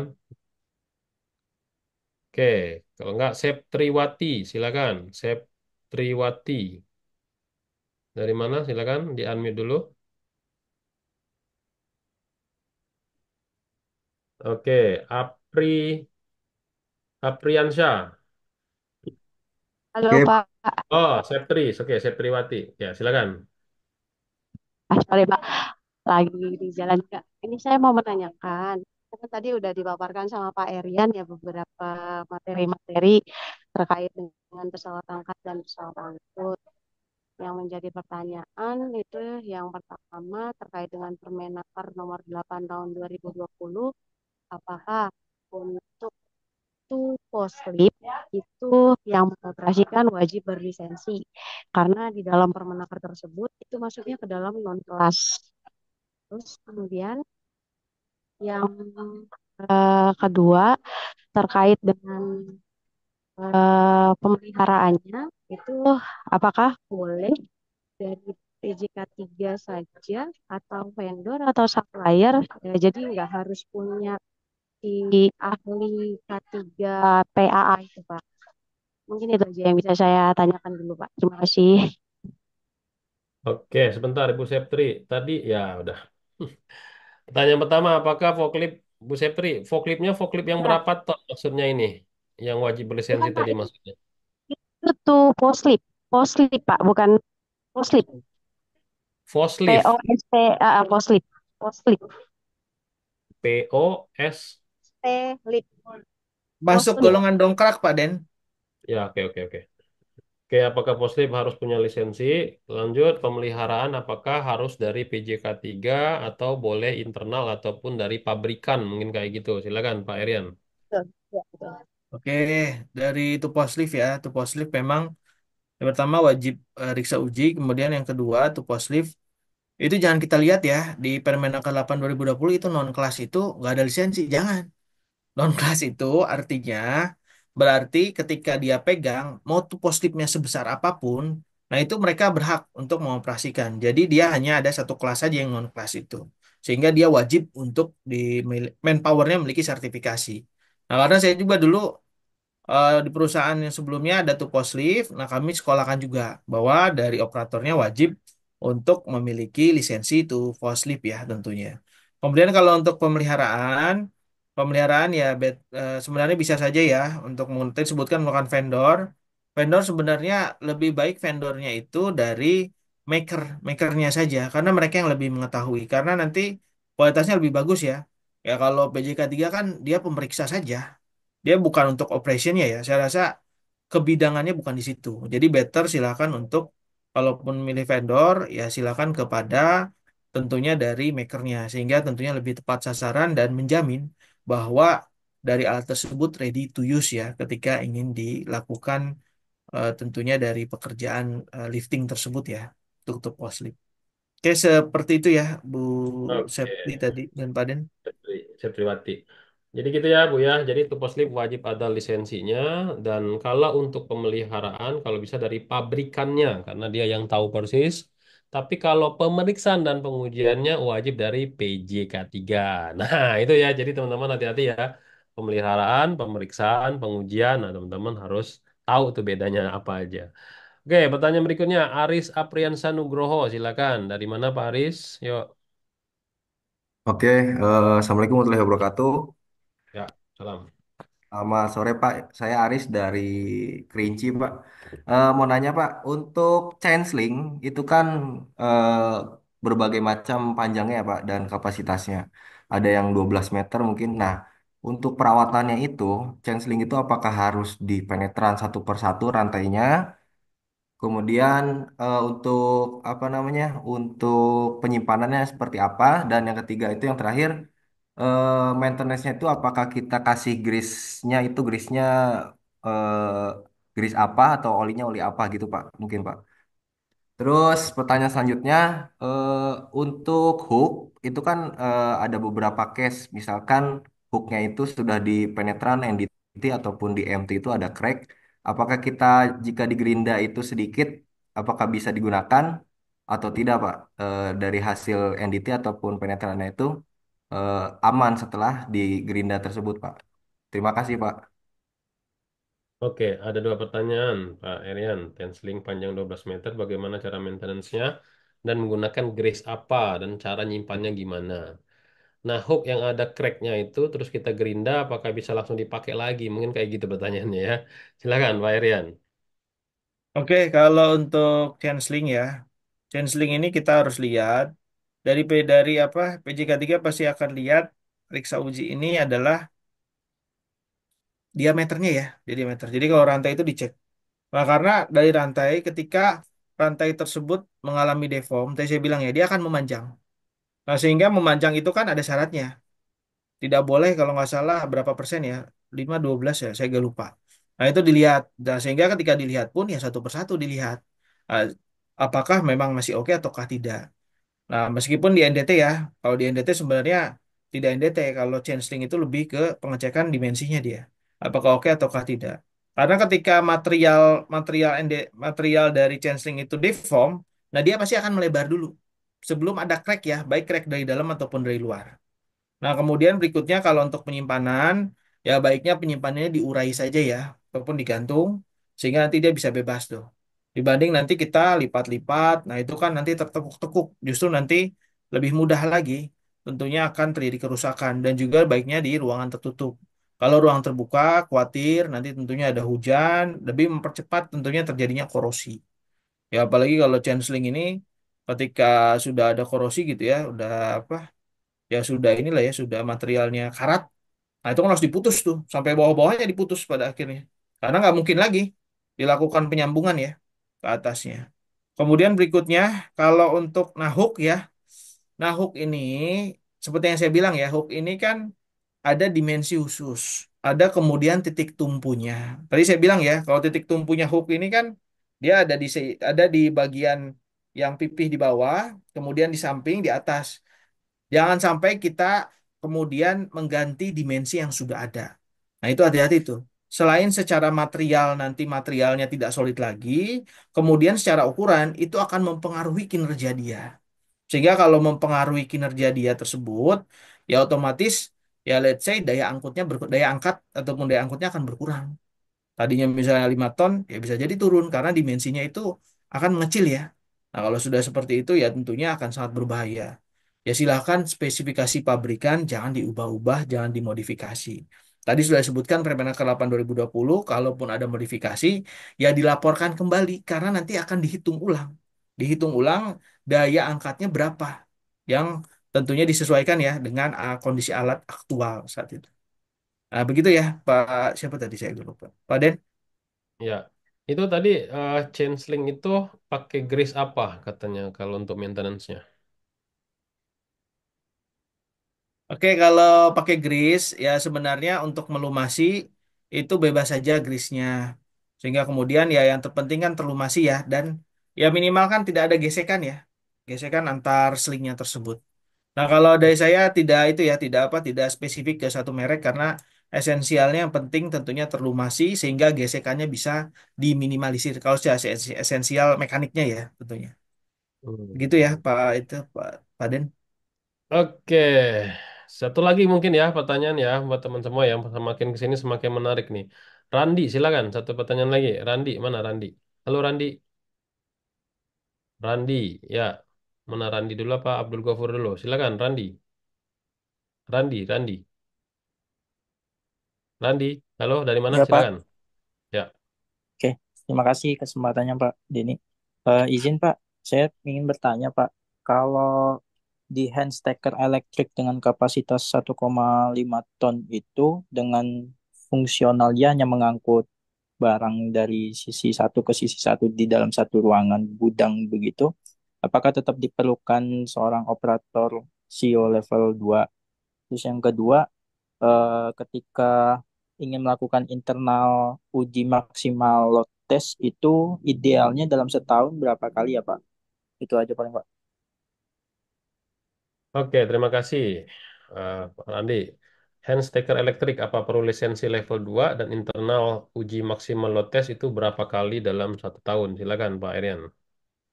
Oke, baik untuk hand stacker ya. Hand stacker tentunya selainnya alat angkat angkut yang lain, tentunya wajib memiliki apa namanya manpower yang bersertifikasi ya. Ya sama saja kayak apa? Ya kalau hand lift saja ada, apalagi tentunya hand stacker ya. Ini kan banyak peralatan mekanik di dalamnya ya. Nah, itu yang pertama. Kemudian yang kedua, untuk pengujian internal. Nah, kalau pengujian internal kita samakan saja dengan pengujian eksternal. Karena pengujian eksternal disebutkan tadi ya, kalau dari alatnya baru, itu 2 tahun berlaku periksa uji. Kemudian setiap tahunnya dilakukan pemeriksaan ya, yang berarti tentunya ya kalau kita ingin melihat kesesuaiannya ya minimal setahun sekali. Tapi kalau misalnya mau lebih banyak, ya lebih bagus. Apakah kemudian ya tiap 6 bulan gitu ya, sesuai dengan adanya audit internal ISO ataupun audit internal berkaitan dengan SMK 3, dipersilakan saja itu membuktikan bahwa kita mengecek tentunya sampai ke operasional ya, operasional bahwa menjamin operasional tersebut berada dalam kondisi aman. Ya apalagi banyaknya, tadi saya bilang ya banyaknya hujan, banyak kemudian kondisi-kondisi yang abnormal tertentu ya, apalagi kalau ngangkut-ngangkut material kimia, nah itu juga mudah membuat material tersebut terkena korosi. Korosi itu musuh utama lah kalau untuk pesawat angkut ya sehingga nanti membuat dari alat tersebut akan mudah crack atau patah karena kekuatannya lama-kelamaan akan berkurang ya dengan adanya korosi. Begitu ya Pak Randi dan Pak Den. Oke, itu ya teman-teman semua ya. Pertanyaannya sangat-sangat menarik. Ini masih banyak banget nih pertanyaan. Ada 30 pertanyaan ya teman-teman semua ya. Kita nggak bisa bahas semua nih. Saya udah pilih-pilih tadi pertanyaannya. Dan waktunya sudah habis nih teman-teman semua ya. Mungkin nanti Pak Erian bisa kita undang lagi kalau misalkan Pak Erian berkenan untuk pembahasan K3 pesawat angkat angkut yang lebih mendalam lagi. Karena materi angkat angkut ini ternyata banyak banget ya. Review kita udah berkali-kali mengundang narasumber Betul, dan Pak. yang bertanyanya luar biasa ya. Saya kewalahan juga nih nggak jawab-jawabin pertanyaan ini Pak Erian juga. Oke, nanti suatu saat kita undang lagi Pak Erian ya. Silakan Pak Arif Ya, di Pak Den. musik. Oke, baik. Luar biasa teman-teman semua. Terima kasih Pak Denny, Pak Erian ya. Untuk materi pesawat angkat angkut memang selalu ramai ya untuk pertanyaannya. Baik, Bapak Ibu semua tidak perlu khawatir. Nanti kita akan jadwalkan kembali dengan Pak Erian jika nanti waktunya dengan Pak Erian cocok. nanti Bapak Ibu hadir kembali. Jadi saran kami adalah Bapak Ibu hadir aja setiap Sabtu ya, supaya bisa mendapatkan materi-materi menarik lainnya. Sebelum kita closing, Bapak Ibu semuanya, saya mau mengingatkan silahkan bisa mengisi absensi terlebih dahulu sebelum webinar ini berakhir. Karena kalau sudah berakhir, maka nanti linknya sudah tidak bisa diklik atau sudah tidak bisa mengisi kembali. Karena otomatis tertutup ya ketika Zoom-nya sudah selesai. Dan sebelum kita akhiri, mari sama-sama kita dengarkan dulu closing statement dari pembicara kita kepada Bapak Erian Sutantio. Dipersilahkan. Oke, siap, Pak Arif. Oke, teman-teman semua, pesawat angkut, seperti yang tadi saya bilang ya, merupakan salah satu kegiatan yang vital, baik di segala jenis industri ya. Oleh karena itu, kita harus melihat kesesuaian dengan regulasi yang ada. Yang paling terdekat kesesuaiannya tentunya adalah dengan, pertama, alatnya harus sesuai, ataupun harus memiliki SIA, jangan lupa. Kemudian jangan lupa, kalau dari manpowernya juga harus memiliki SIO, sehingga dipastikan kedua hal tersebut aman. Dan satu lagi, metode kerja, yaitu dari lifting plan, harus dipastikan juga lifting plannya berada dalam kondisi yang memungkinkan untuk dilakukan kegiatan pengangkatan pangkutan, sehingga kemudian dari K3 itu kita bisa meraih tujuannya, yaitu tidak ada kecelakaan kerja dan penyakit akibat kerja berkaitan dengan kegiatan pesawat angkut. Ya, itu saja dari saya, Kak Arif, mungkin cukup. Oke, baik, luar biasa. Terima kasih banyak Pak Irian dan juga Pak Denny serta teman-teman semuanya yang sudah hadir di acara hari ini ya sampai dengan uh, pukul 3 sore hari ini, dan terima kasih juga pertanyaan yang menarik sekali Bapak Ibu semuanya aktif di sesi kita hari ini. Jangan lupa Bapak Ibu semuanya silahkan bergabung ke dalam grup Telegram Kolega Media Tama. Saya akan share lagi di kolom chat karena untuk link webinar kita selalu kirimkan di grup Telegram. Jadi pastikan teman-teman semuanya bisa bergabung ya, supaya nggak ketinggalan link untuk setiap hari Sabtunya. Ya, terima kasih banyak Pak Denny, Pak Erian, dan juga Bapak Ibu semuanya. Jangan lupa mengisi absensi dan juga hadir kembali di setiap hari Sabtu. Akhir kata saya mengucapkan wabillahi taufiq wal hidayah. Saya Arif Purwadana Ah ya, Denny. Saya Rian. mengucapkan terima kasih banyak dan wassalamualaikum warahmatullahi wabarakatuh. Terima kasih Pak Erian, Salam. Pak Terima Denny. kasih Ya, Pak Rian. makasih Pak Arif. Denny, Pak Arif, ya teman-teman.